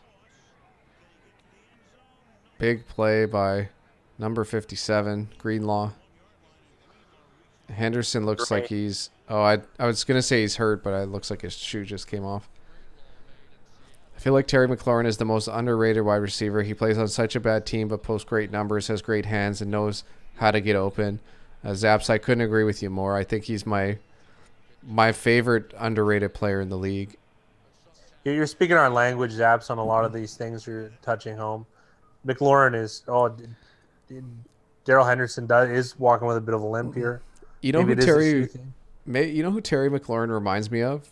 He reminds me of a young Robert Woods. Yeah, well, Robert Woods was one of my guys for a long time. I always thought he was. Underrated because he got no praise because he was a 5th, 6th, or 7th round pick, whereas Sammy Watkins was the traded 2 first-round picks the Bills did to get him, and they gave Sammy Watkins all this, not necessarily praise, but he had all the ceiling, as they say, or they had a higher ceiling, as they say. But I always thought Robert Woods was just a better player, and I still feel that the same way. Point in case, Sammy Watkins and Robert Woods reunited on the Rams, and the Rams made their choice, and I think they chose correctly, keeping Robert Woods, as I still feel he's a far superior receiver. Oh, it's a drop. Cooper Kupp not having a good game today. I can tell you that much. I wouldn't say so much that was a drop. I feel like that was just a really, really nice defensive play by Mosley. I didn't see him knock it out, so I got to see on the replay here, Big Rye. No, that was a That's drop. Man. Zaps, Kupp has San Francisco money line. He might have left. Technically, he might have had 14 points off the board. Oh, it's the same drive, so 7, 6. I'm liking this. They're going for it on 4th down. Yeah, well, oh, yeah. Come on, Big Rye. And we're going to get a fade-esque play. Intercepted. Can you think of a worse thing that could have happened there for the Rams? This is terrific for the San Fran money line. And the ball gets moved. They lose that field position.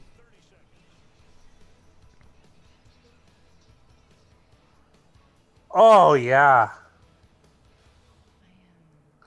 Jason Mickey's Verrett. is the Bucks receiving core. Yeah, when healthy. Verrett The and problem Mosley is, though, have is I been feel like terrific. they're missing that third guy, you know? You can make a case for Evans and Godwin, but they don't have CeeDee Lamb as their third guy. Scotty Miller and Justin Watson are blowing my hair back.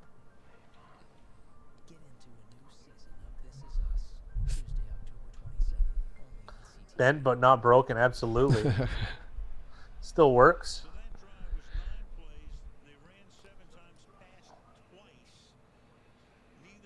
My over is over.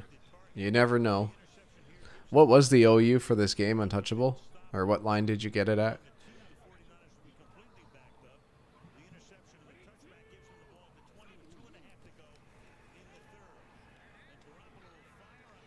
I love that play design because he had 3 options there, and it just so happens that the Rams gave up the biggest option.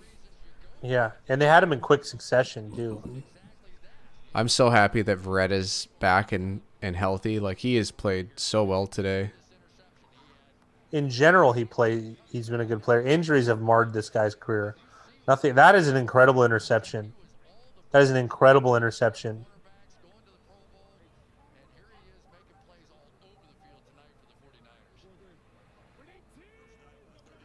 Yeah.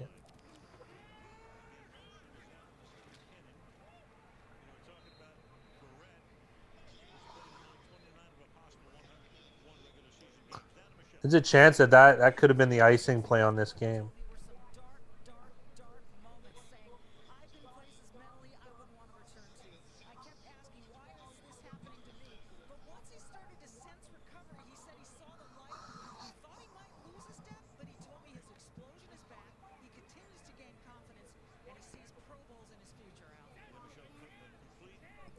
I think that's excellent answers from Jason Verrett. I was just listening to Michelle Tafoya sum up his interview, and he was saying that after his injuries he thought he would lose a step, but he feels like his explosion is back, and he sees multiple Pro Bowls going forward.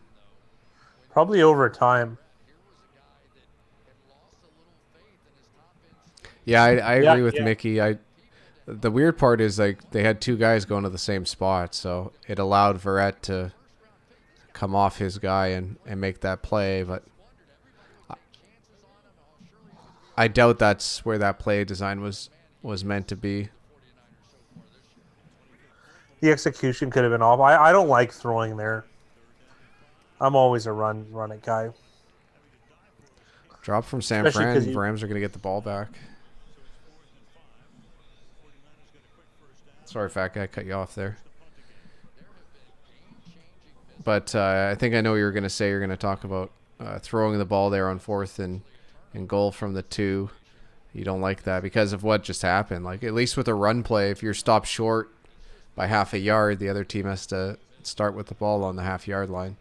Exactly. And don't forget, like, the worst thing could happen more or less is, I mean, there could be a fumble and what have you.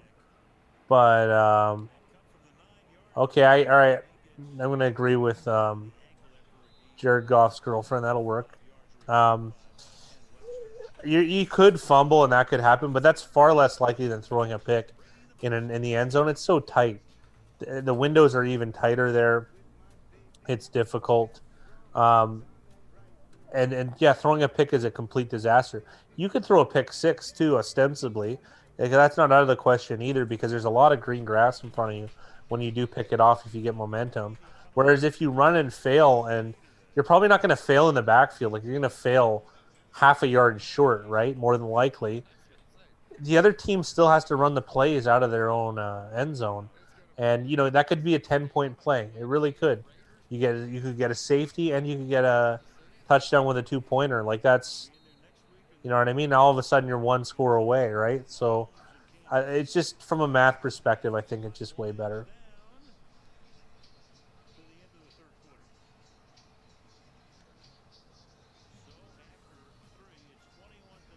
Beard, I think you're done, pal.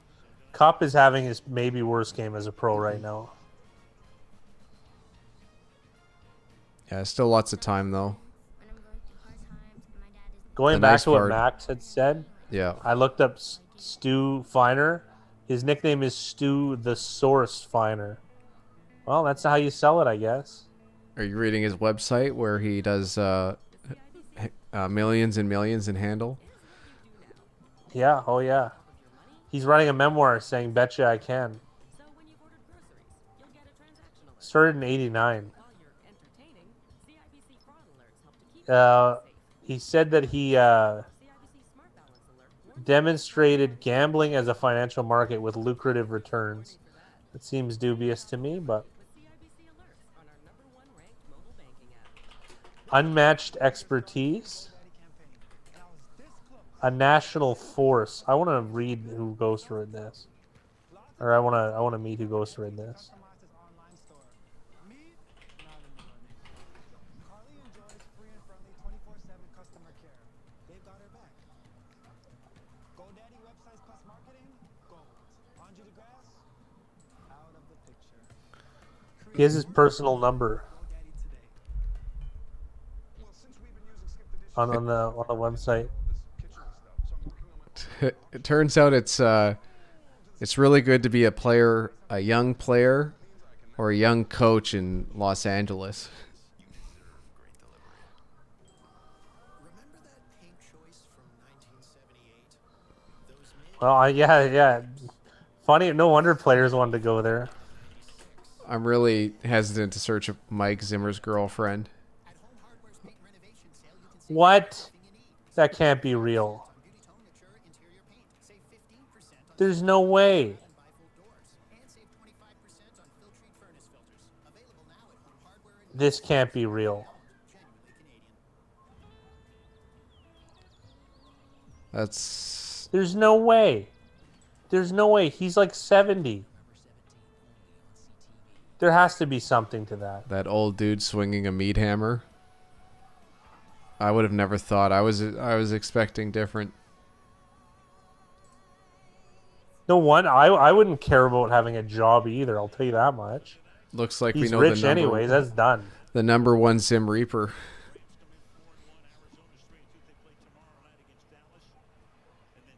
All right, Rams start off with the ball on the 20-yard line. I'll tell you what. The blue pill Good. market in Minnesota is gonna take a huge hit when he gets fired. Zimp's a pimp. She's wouldn't an even bother. Instagram model. Who ain't? Even the fat guy's done some Instagram modeling.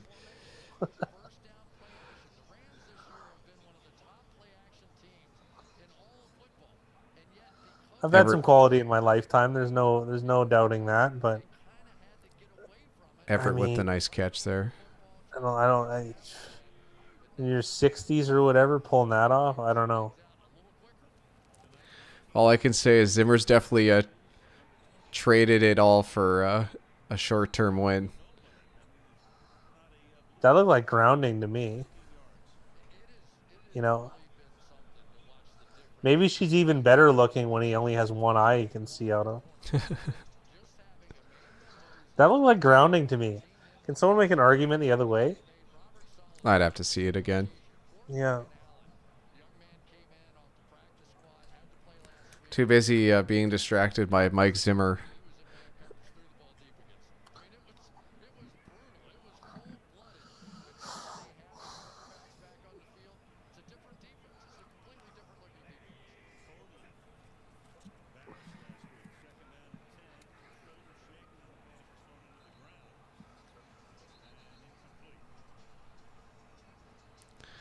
Fear said, I'm sure he shares his Viking horn with her every night. How would you not? Please.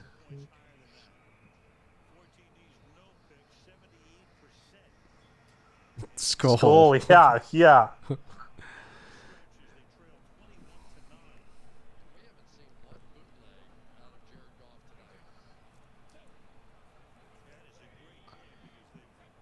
Oh, this is really key down. How are they down 2 timeouts already? This is a McVay. This got free play. Well, I'll give him the free play. This is a McVayism that I don't necessarily care for. It's the one where he does take timeouts. I'd almost rather the penalty, man. Timeouts are so important.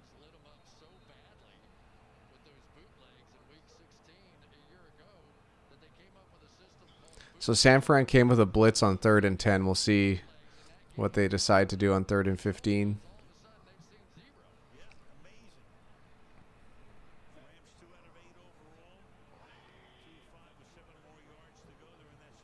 It's looking like zone. Yeah, they rush 4, bring zone, pass is short. And it looks like the Rams are going to punt. See, if this was Andy Reid coach team, that would have been one of those wide receiver screens and give yourself a chance at a first down. Instead, yeah, not great. I realized you have to have a pretty good vocal pipes to play quarterback. So I just realized you don't think of Goff as a guy like a loud guy. You don't really have a choice, right? Like it's just one of those things you have to develop. No wonder, it's almost like a public speaking thing. No wonder a quarterback is so leadership intensive. Those are good points, fat guy.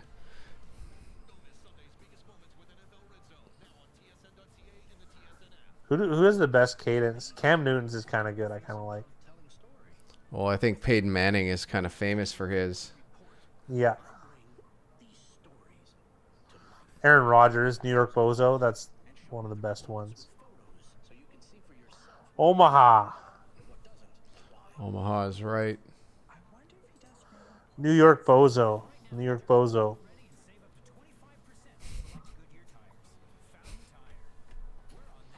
I forgot that was something that Aaron Rodgers said as an audible. Sure did. Derek Carr said Cindy Gruden this year.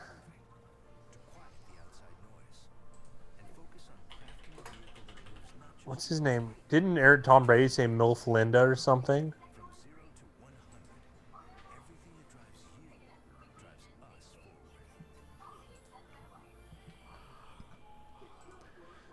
.58's the mic.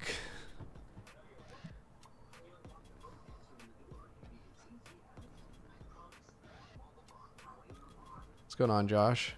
Kirk Cousins has squeak bad at the line before. I could see that. Blue 42. Yeah, blue 42. 58's I a mic. I always say blue 42. I'm trying to remember where that's from. Let's see. It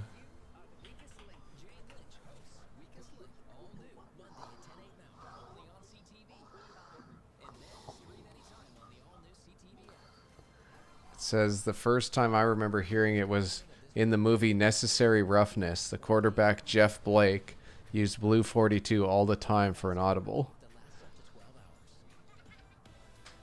Goff has one called Halle Berry. Who said necessary roughness? I did. Oh, you saw it, necessary roughness? No, I'm just reading what the origin Oh. is for blue 42. Necessary roughness is, I think, the movie where Goldie Hawn is the coach. They made a lot of. I miss the '90s for goofy movies like that, or is that or late '80s? 91. Sorry, I get romantic about this type of stuff. 91, of course.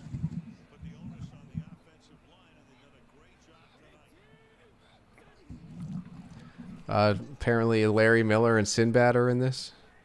I've never heard of this movie before. You never seen Necessary Roughness? No. Rob Schneider, Well, I don't know why I'm saying Jason that. Bateman, Scott Bakula.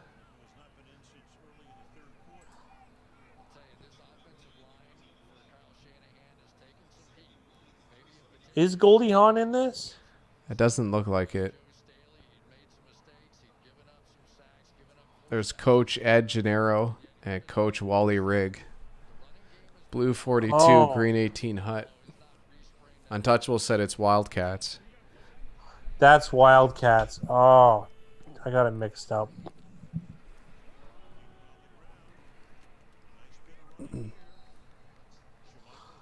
There we go.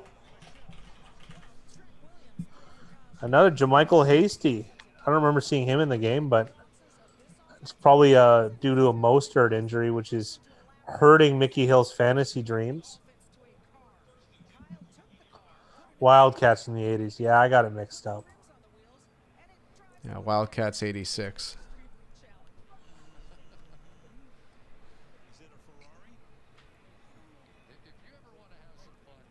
Then they did that. They did like the basketball version with Whoopi Goldberg called Eddie, where they had to have like a fan coach the Knicks or something. And it was Whoopi Goldberg, who and the evil Frank Langella owned the Knicks or whatever. How did they even come up with this garbage? That being said, I'm probably gonna watch one of these movies after this. Like I talk all this trash, and I'm just secretly like, "Oh, that looks pretty good." Brunskill has done a nice job against Aaron Donald today. Dylan Clark, great comment. I had a Vikings fan yelling in the bar that she'd make a better QB than Cousins. I like the armchair quarterbacking at its finest. That's pretty good. That's really good. He catches a lot of flack. That guy.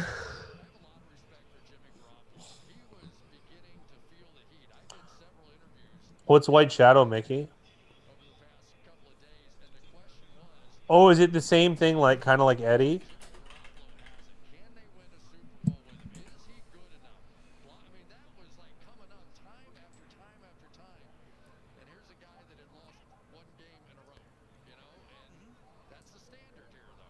It was a TV series from 78 to 81.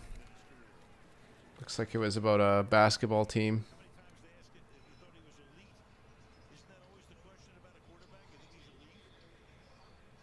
Oh, that seems like the impetus to every movie, like Coach Carter and such.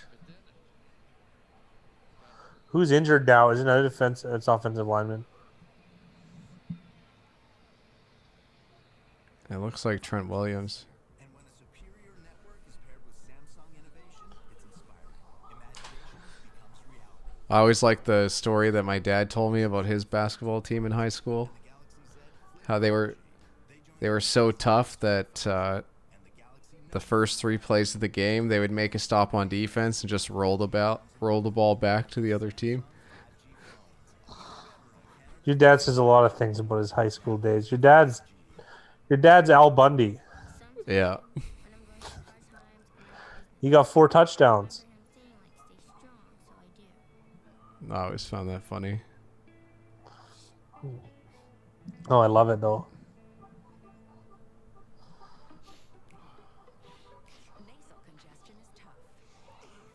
Try HydroSense for fast-acting relief at the site of nasal congestion with 100% naturally sourced seawater. HydroSense, breathe better with our science of the sea.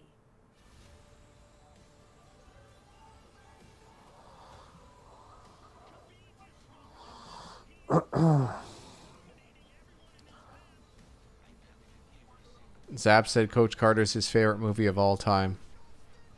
Really? I'm more I of a mean- Debbie Does Dallas kind of guy. You never even watched a porn in your life. Watermelon, watermelon, watermelon rind. I smell blank on the free throw line.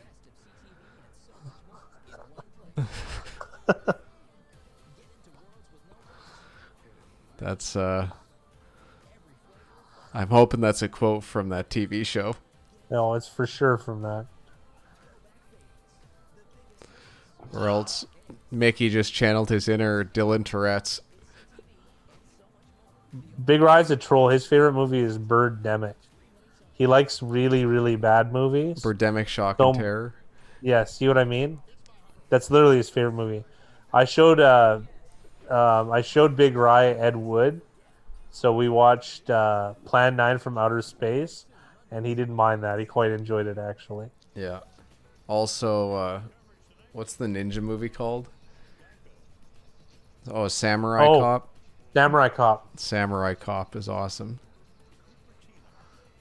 I'm supposed to be the cultured one, but I like Blade Runner is my number one. You know who my favorite Andy actor is of monologue. all time? What's that? Do you know who my favorite actor is of all Who time? is it? Sinbad? John Holmes. You don't even know anything about John Holmes. He's a very interesting guy, actually. I Died of know. AIDS. I know. All right, Dr. Steve Brule. 2nd and 6. Oh, Was that lateral? I think it was parallel. Ron Jeremy's getting me too'd right now, Mickey. I don't think it's popular. Holy. Trent Williams could have really hurt his neck here. It's so weird. And he was curled up like a baby, such a giant man grabbing his head. That didn't look nice.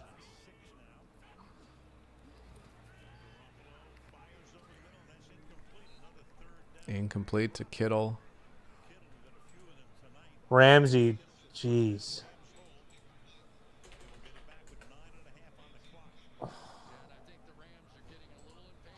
I've never heard of Jamichael Hasty. Really? No.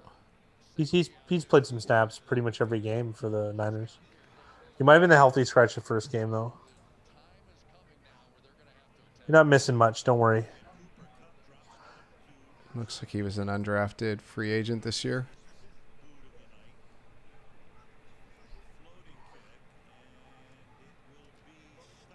Oh my. Did he get this? Oh, he got this? He got it. I don't know.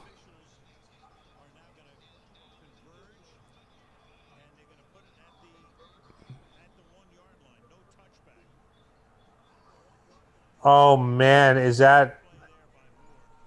that was awesome. Special teams can be exciting too in the National Football League. And that's I want to see that. 3rd round pick to Various Moore. He did it. He totally did it. That's unreal. The name of the week is going to definitely be a tough call. I haven't looked yet. I'm really excited. I can't hold it. I gotta look. Some of these are so good. Like I saw two that one of them I know is Mickey Hill. He hasn't won one in a while, but he's made an honorable mention every week. I think that's what he goes for. If you can make the honorable mention, I'm sure Mickey Hill is content. They've been good. They like can't rip on them. I know Mickey made me laugh this week with his name. Yeah, I know. I'm pretty sure it's him. Just assuming. All right, I'm looking at the leaderboard. Let's go.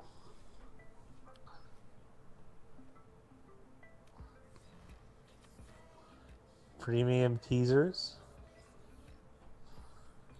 Beavis and Butt Fumble. That's not bad.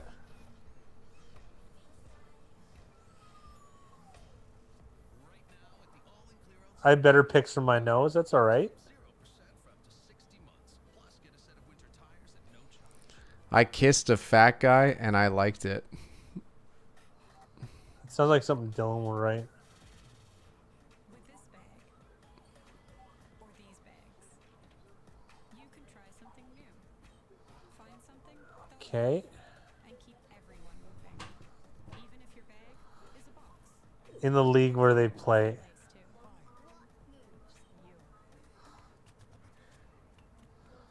Yikes, man. Untouchable asked, "What's the prize for name of the week?" It's purely You recognition. get a shout out. It's a shout That's out, it. recognition. It's the same group of guys generally that do well in it, so And then if you do win the contest that week, that would be the name that gets put on the T-shirt.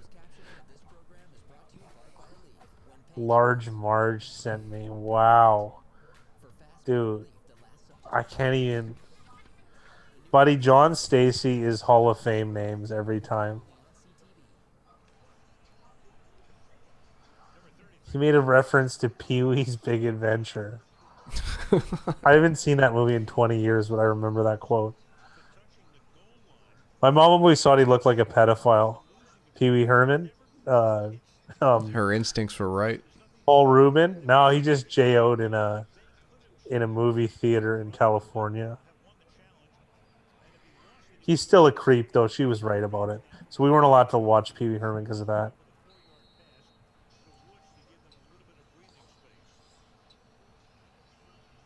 Between that and There's a Disney, bunch there in wasn't a there. lot to watch at the Fat Guy residence. No, you could watch it. There was no. Yeah, the name contest is named after him because he's unreal at it. Wow. Untouchables bad. vote. In the league where they play is pretty good. It's pretty because it's not too on the nose. Like there's another one that references it, but it's not on the nose. So it's pretty good. You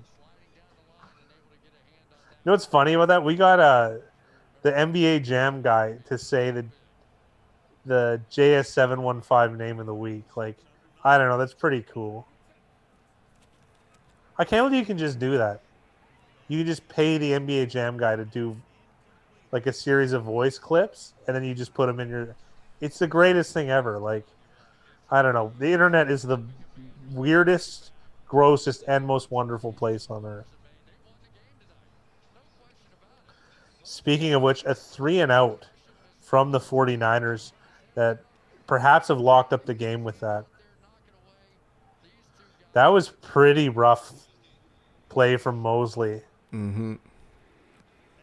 But he's skirting the line, and I don't really blame him.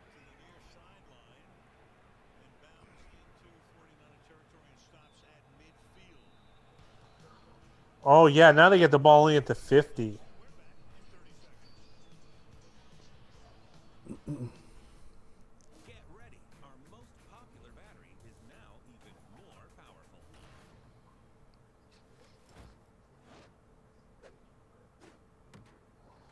The stronger lasts longer.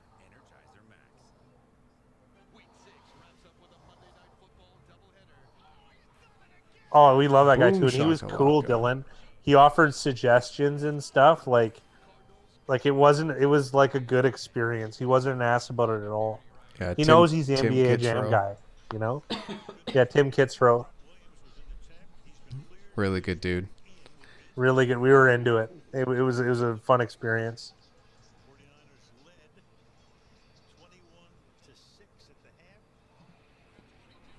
21-9 right now. Kyle Shanahan sending in the play. God, I love NBA Jam. That game was sweet. You and I are seriously good at the new one though. We definitely enjoy it. It's so weird. And then when Big Ryan and I are very good NBA Jam duo, but I'm always the small and he's the big. So our best team is Seattle because Sean Kemp's the best big in the new NBA Jam, and Big Rye can play very very well with him. And Gary Payton's not a bad small. I don't mind being Gary Payton. And generally, there's the guy that makes all the tackles. Tonight, due to this game plan, really not that big a factor. Aaron Donald, they're showing a key stat here. He's only got 2 quarterback pressures tonight, so kudos to offensive line coach and head coach Kyle Shanahan on bottling him up. He's one of the guys that really difficult to stop him no matter what your scheme is. And then there you go. That's another good coaching thing because I mean, it's not like they just beat Aaron Donald with their talent. Like they obviously game plan strong for him.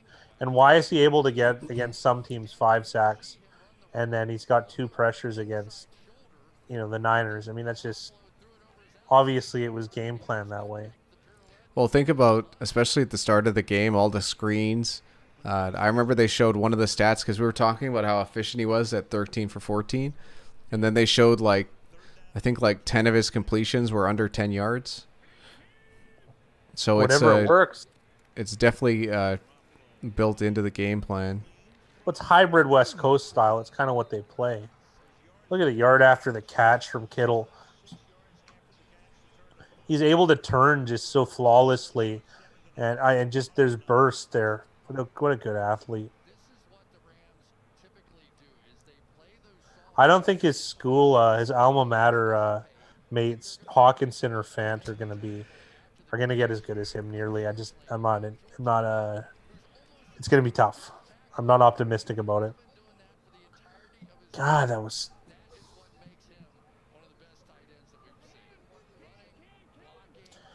109 yards and a touchdown. That's a good day.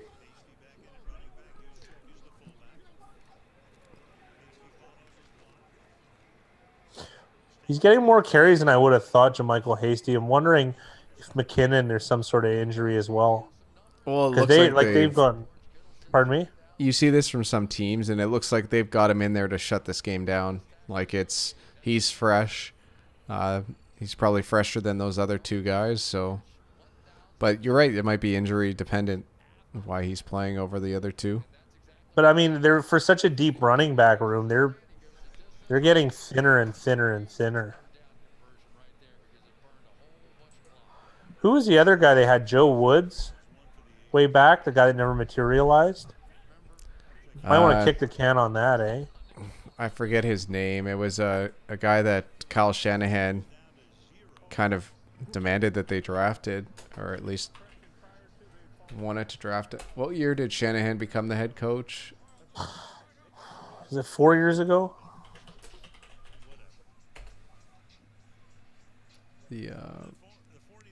I don't know why I asked, because it's going to be pretty easy to find out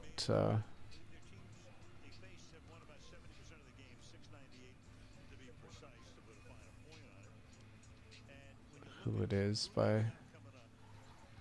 Joe Williams was the running back. He was a 4th-round pick in 2017. Joe Williams. Ironically, after... Holy smokes. Listen to this draft. Solomon Thomas, Reuben Foster, Akilla Witherspoon, C.J. Beathard, Joe Williams, George Kittle, Trent Taylor, D.J. Jones, Pitta something, and Adrian Colbert. Pretty much all those guys are playing. That's unreal.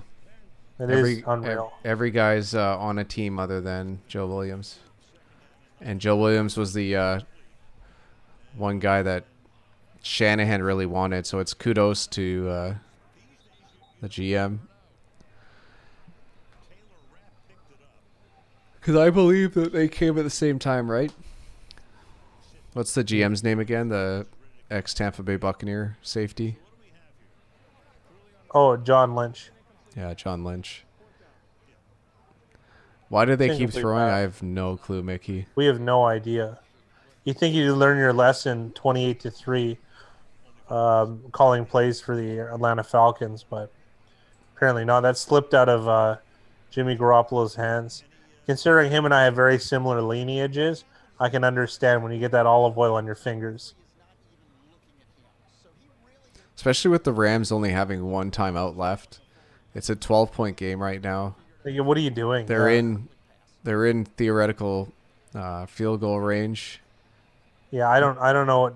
Mickey's got the why. What are you doing? Here, this looks like McKinnon is in. McKinnon's in yet. Now Garoppolo's going to use his feet. Takes an unnecessary hit. It's going to be a 31-yard attempt here.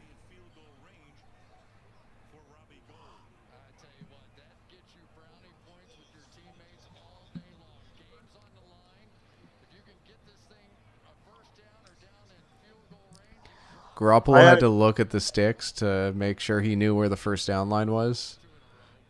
Not super excited by that. Big Rye, though, if I was going to take a hit from anyone, it might be Troy Hill. Yeah.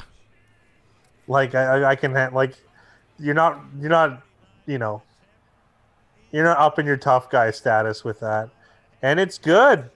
It's good. And like Zap said, 24-9, 6 points second half so far. Laces out.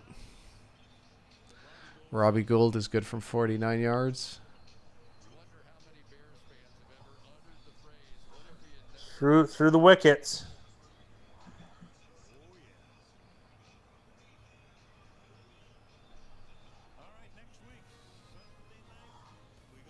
They could have taken off a whole other minute though, Big Rye, and had the same result. Bucks Raiders is going to be a fun game next Sunday. It really is.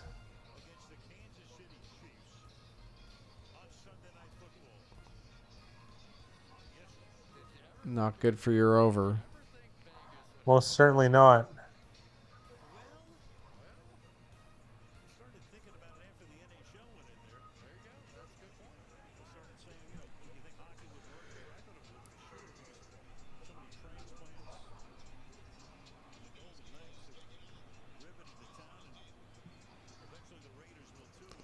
Even if the Rams score here, they're going to have to just go onside kick right away. With only one timeout.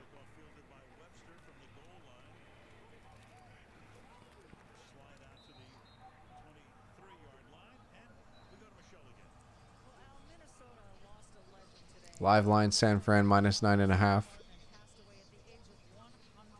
His career began at the age of 9 back in 1928 when he sold newspapers on street corners in Minneapolis. He dropped out of high school to begin working for the Star Tribune and wrote over 21,000 byline stories over the course of an 84-year career. Known to everyone simply as Sid, his last column was written today. I could go on and on, Al. There's just not enough time, but rest in peace, Sid. Some guy they're talking about on the work for the Star Tribune. I don't know what publication that is, but he had an 84-year career. What a boss! I always respect people that just peel the onion on a vocation for so long.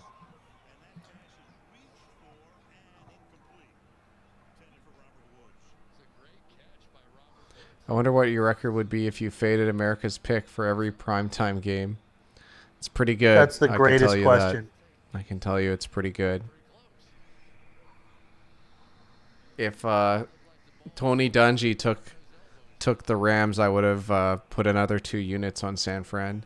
And it's nice. It's like it's easy to say that now, but it almost happened. Well, Big Ryan and I, that was our favorite part, was having the other opposite pick of everyone. And we felt like the contrarian thing was in play more.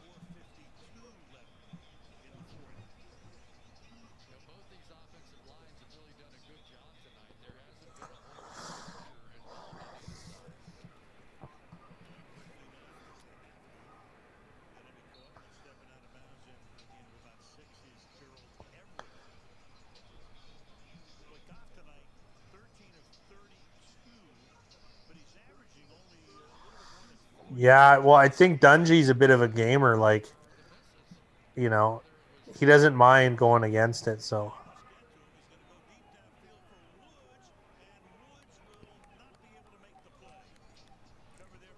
If not for a couple of drops from these Rams receivers, this game would be a lot closer.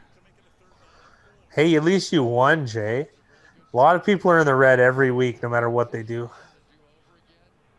Oh, oh, yeah, I know. I like that, Jake. It's because I like how like it's so taboo to take. You know what I mean? Like to just like not take the status quo. I find that so bizarre in sports. Like you'd be like people are embarrassed if they take a bad team, which is it's so ludicrous to me. They've been particularly bad, Mickey, which is odd for them.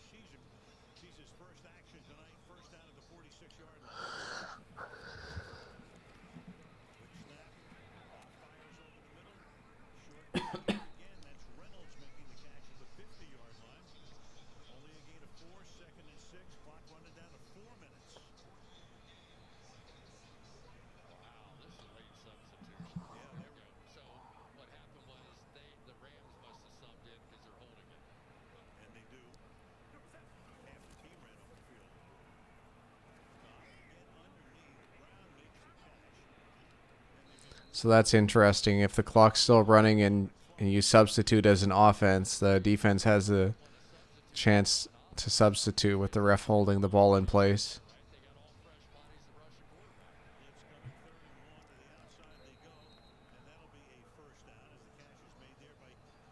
I like the time management of this drive.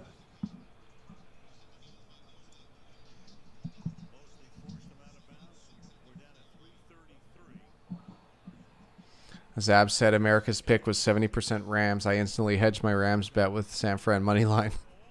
Yeah, and there you are, which was plus money. He caught it anyways. Josh Reynolds. Like this is the thing. They went soft on them, like not running on that end of that last drive, and now the Rams have a touchdown.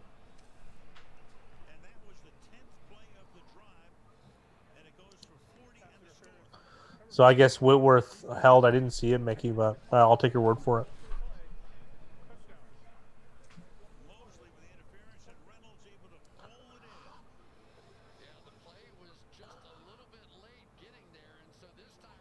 It was a really nice catch from Josh Reynolds. I just said that the Rams receivers make a couple more big catches. I'll be honest. I would be picking on Mosley if I managed to get the ball back. Not because I don't think that he can cover, but because I think he's more likely to get a pass interference call against him because he plays pretty rough. Well, that I mean, rough by today's standards. He didn't look very good on that one, that's for sure.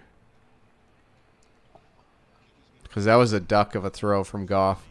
Yes, it was. Well, he didn't play the ball at all. He just played the man. Untouchable said, "Who's ready for some Monday afternoon football?" I sure am.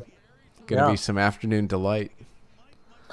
Jake Jacobs tomorrow is gonna be awesome. I don't see why not. It is. You're starting off like that's a premier game. Bills Chiefs. Even Cards Cowboys is gonna be a fun game.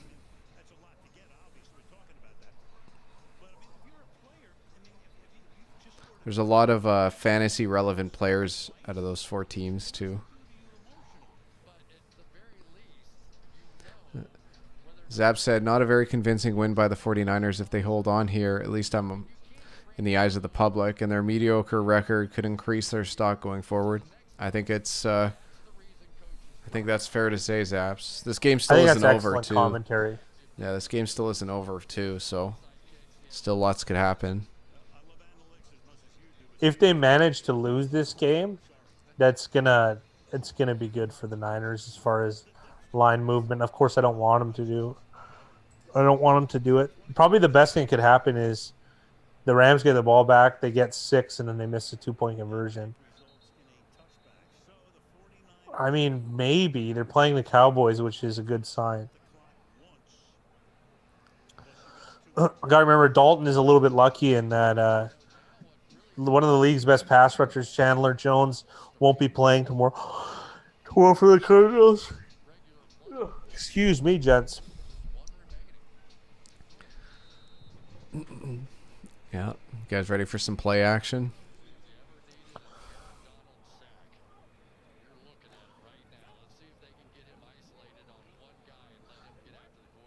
Chris Collins says if you ever needed a Darren Donald sack, it's a regular season game.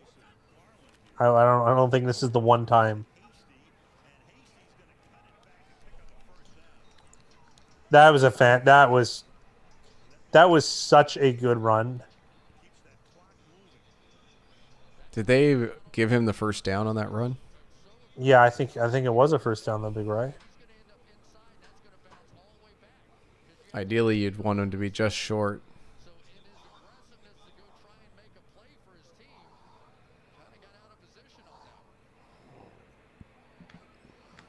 Yeah, Kenyon Drake absolutely has, but it's still early. Big Ry has him in another league, but it only costs Big Ry a 16th round pick because of keepers. So it's It's been good value for a 16th round pick. yeah.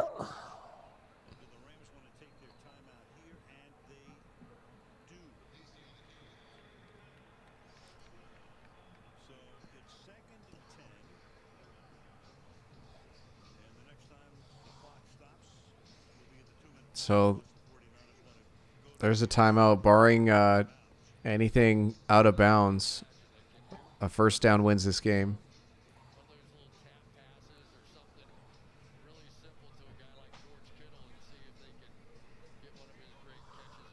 I don't think this is a bad look. I don't think this is a bad look for the 49ers as the Rams have been playing well. Absolutely, it's not a bad look, but we're trying to look at it in the lens of like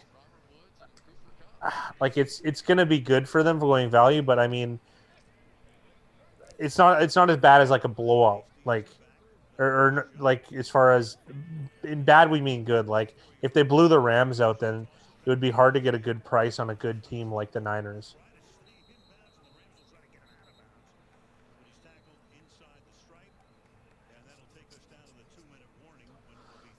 We don't have keepers. We're talking about we're referencing a different league. Different league. Redraft is always better because it gives more mobility to the league, people leaving and such.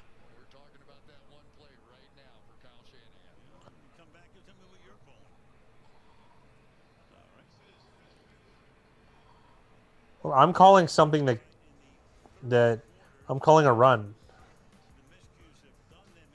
No, of course they're not expecting a blowout, but I mean, it's close. It's close enough where it won't give as much credibility as a blowout would. So,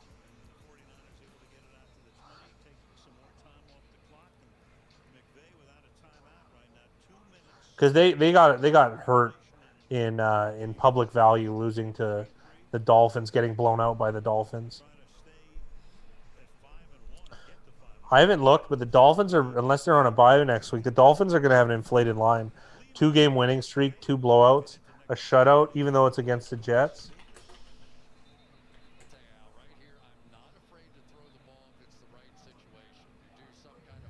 I think the Dolphins are on a bye because it says the next game that they play is against the Rams on November 1st.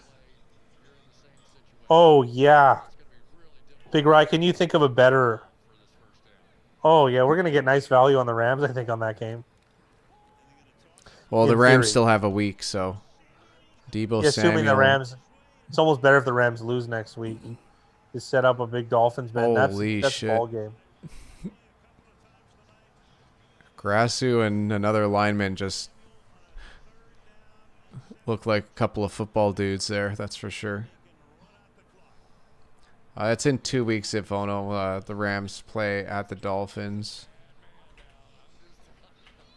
And that'll, like, it's one of those, like, arguments people will make, those circular arguments. Well, the Rams lost to the Niners got blown up by the Dolphins, therefore this.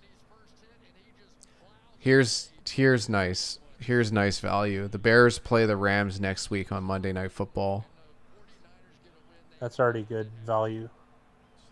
Assuming that the line, I haven't looked at what the line is, but I can't imagine it's. I'm gonna look right now. I think Bears Rams would be Rams -3. That's my guess. I'll check My guess to is see. best one.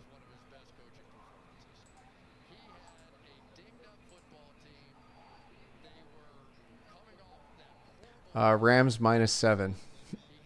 So Are you joking? nope. And 54% or 46% of bettors are on Rams. Why? You can just wait and get a better line. It's not going to stay at that. Rams are 7-point favorites. Yeah, I think that line was set before this game, so I think we're kind of taking this. Yeah. Yeah. Zap Yeah, said yeah. 6.5. I thought the Bear. Oh, it's at Rams. I thought it was at. I thought it would have been Bears -1 at home. But, I mean, Yeah, That's interesting. Mickey can't believe it. 7? I can't. Give me the Bears right now, then. I think I'm going to bet the Bears right now. I don't think it's available at Pinnacle yet because usually they don't have their lines out Yeah. this early, but I think that's a game we're definitely going to be keeping our eyes on. Yeah, with Dolphins at home +7. I hope that's a line, Sinvono. The look ahead was Rams -6.5. Yeah. Wow. Pittsburgh, Tennessee, Seattle. I haven't seen the schedules, but I could see Pittsburgh lasting the longest out of that crew. Just on depth.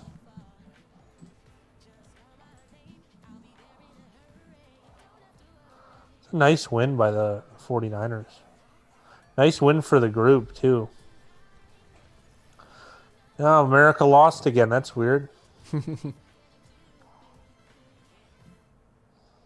So Sharps are on the Chiefs tomorrow, and the Sharps are on the Cowboys tomorrow. As of now. Also, the over/under for tomorrow's games are 57 and 55, respectively. How could it be 57 with the Bills? Yeah, with Chiefs Bills.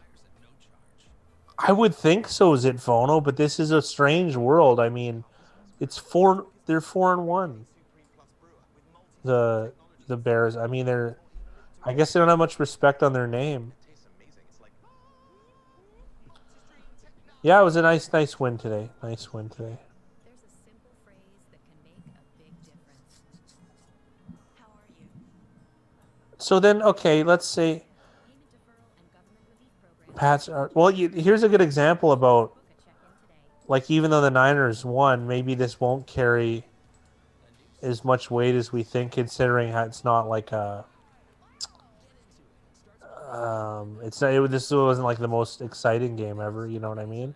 Because look, the Bears are really not getting much respect from the marketplace, and I think that's maybe because of how they've been winning. But I don't know. It's still a win. I mean, this is just bizarre to me. 7 is crazy. I'll happily take the Bears right now. Maybe get a middle. Fuck, I wish our book had it.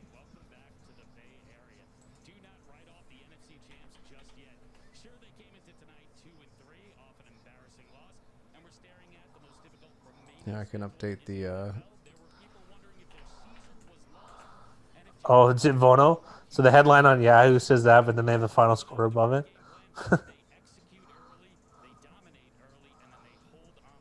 You got Chiefs and Cowboys. Yeah. Well, I don't have a bet on the other one. I like the Cowboys though. Chiefs Bills I don't have a bet.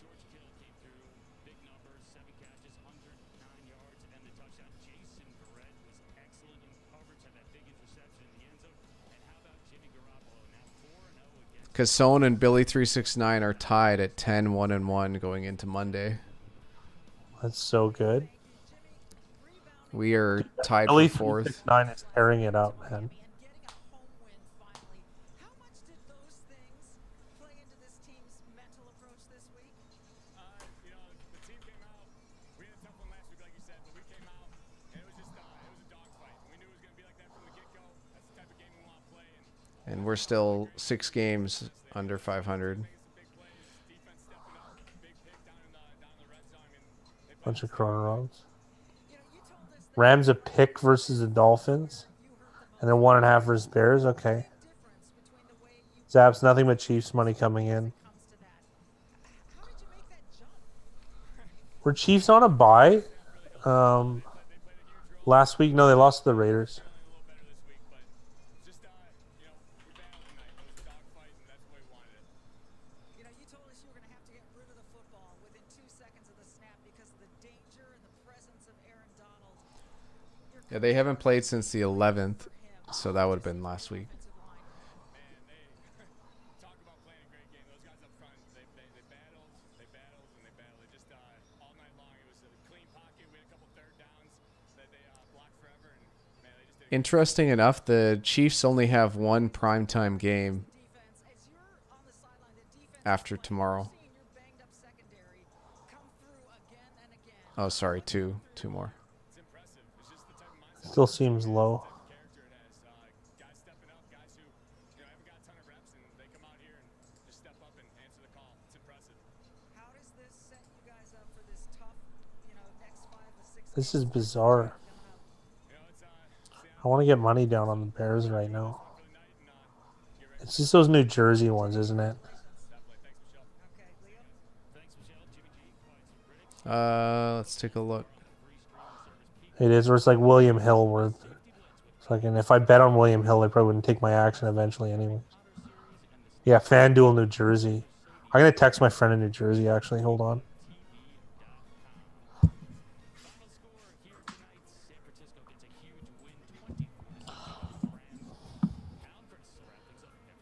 He said some of the lines, though, that are purported, you can't actually bet on them when you try and do it.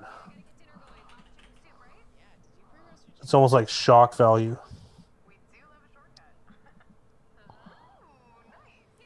Mickey, you're tied for 9th. Natural prepared chicken, and like all our food, real insulin. 49 wins, 39. 49, 39, and 1.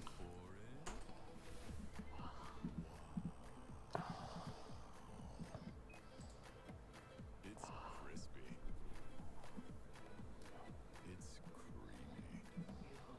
Shh, don't ruin this for her. Smooth milk chocolate, crispy wafer, and creamy hazelnut filling. It's not your average chocolate. It's Kinder Bueno. Yeah, that's terrific. That's a really, really good record.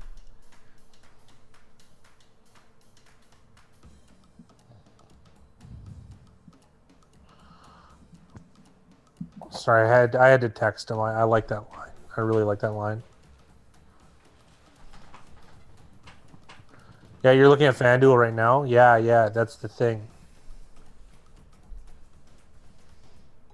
Yeah, I was looking at Pinnacle. Because it's a Monday night game, too, it might take an extra day for that line to come out. Yeah, but then by the time, yeah. Also, Probably like, this gone. game just finished, so they're probably still waiting on data from this game. I don't think there's any injuries during the game, but yeah, there's probably some official data, yeah. Yeah, the Rams just played, exactly. Sorry, I got all excited. I get blinders on when there's a good bet. When there's blood in the water, I can't help myself.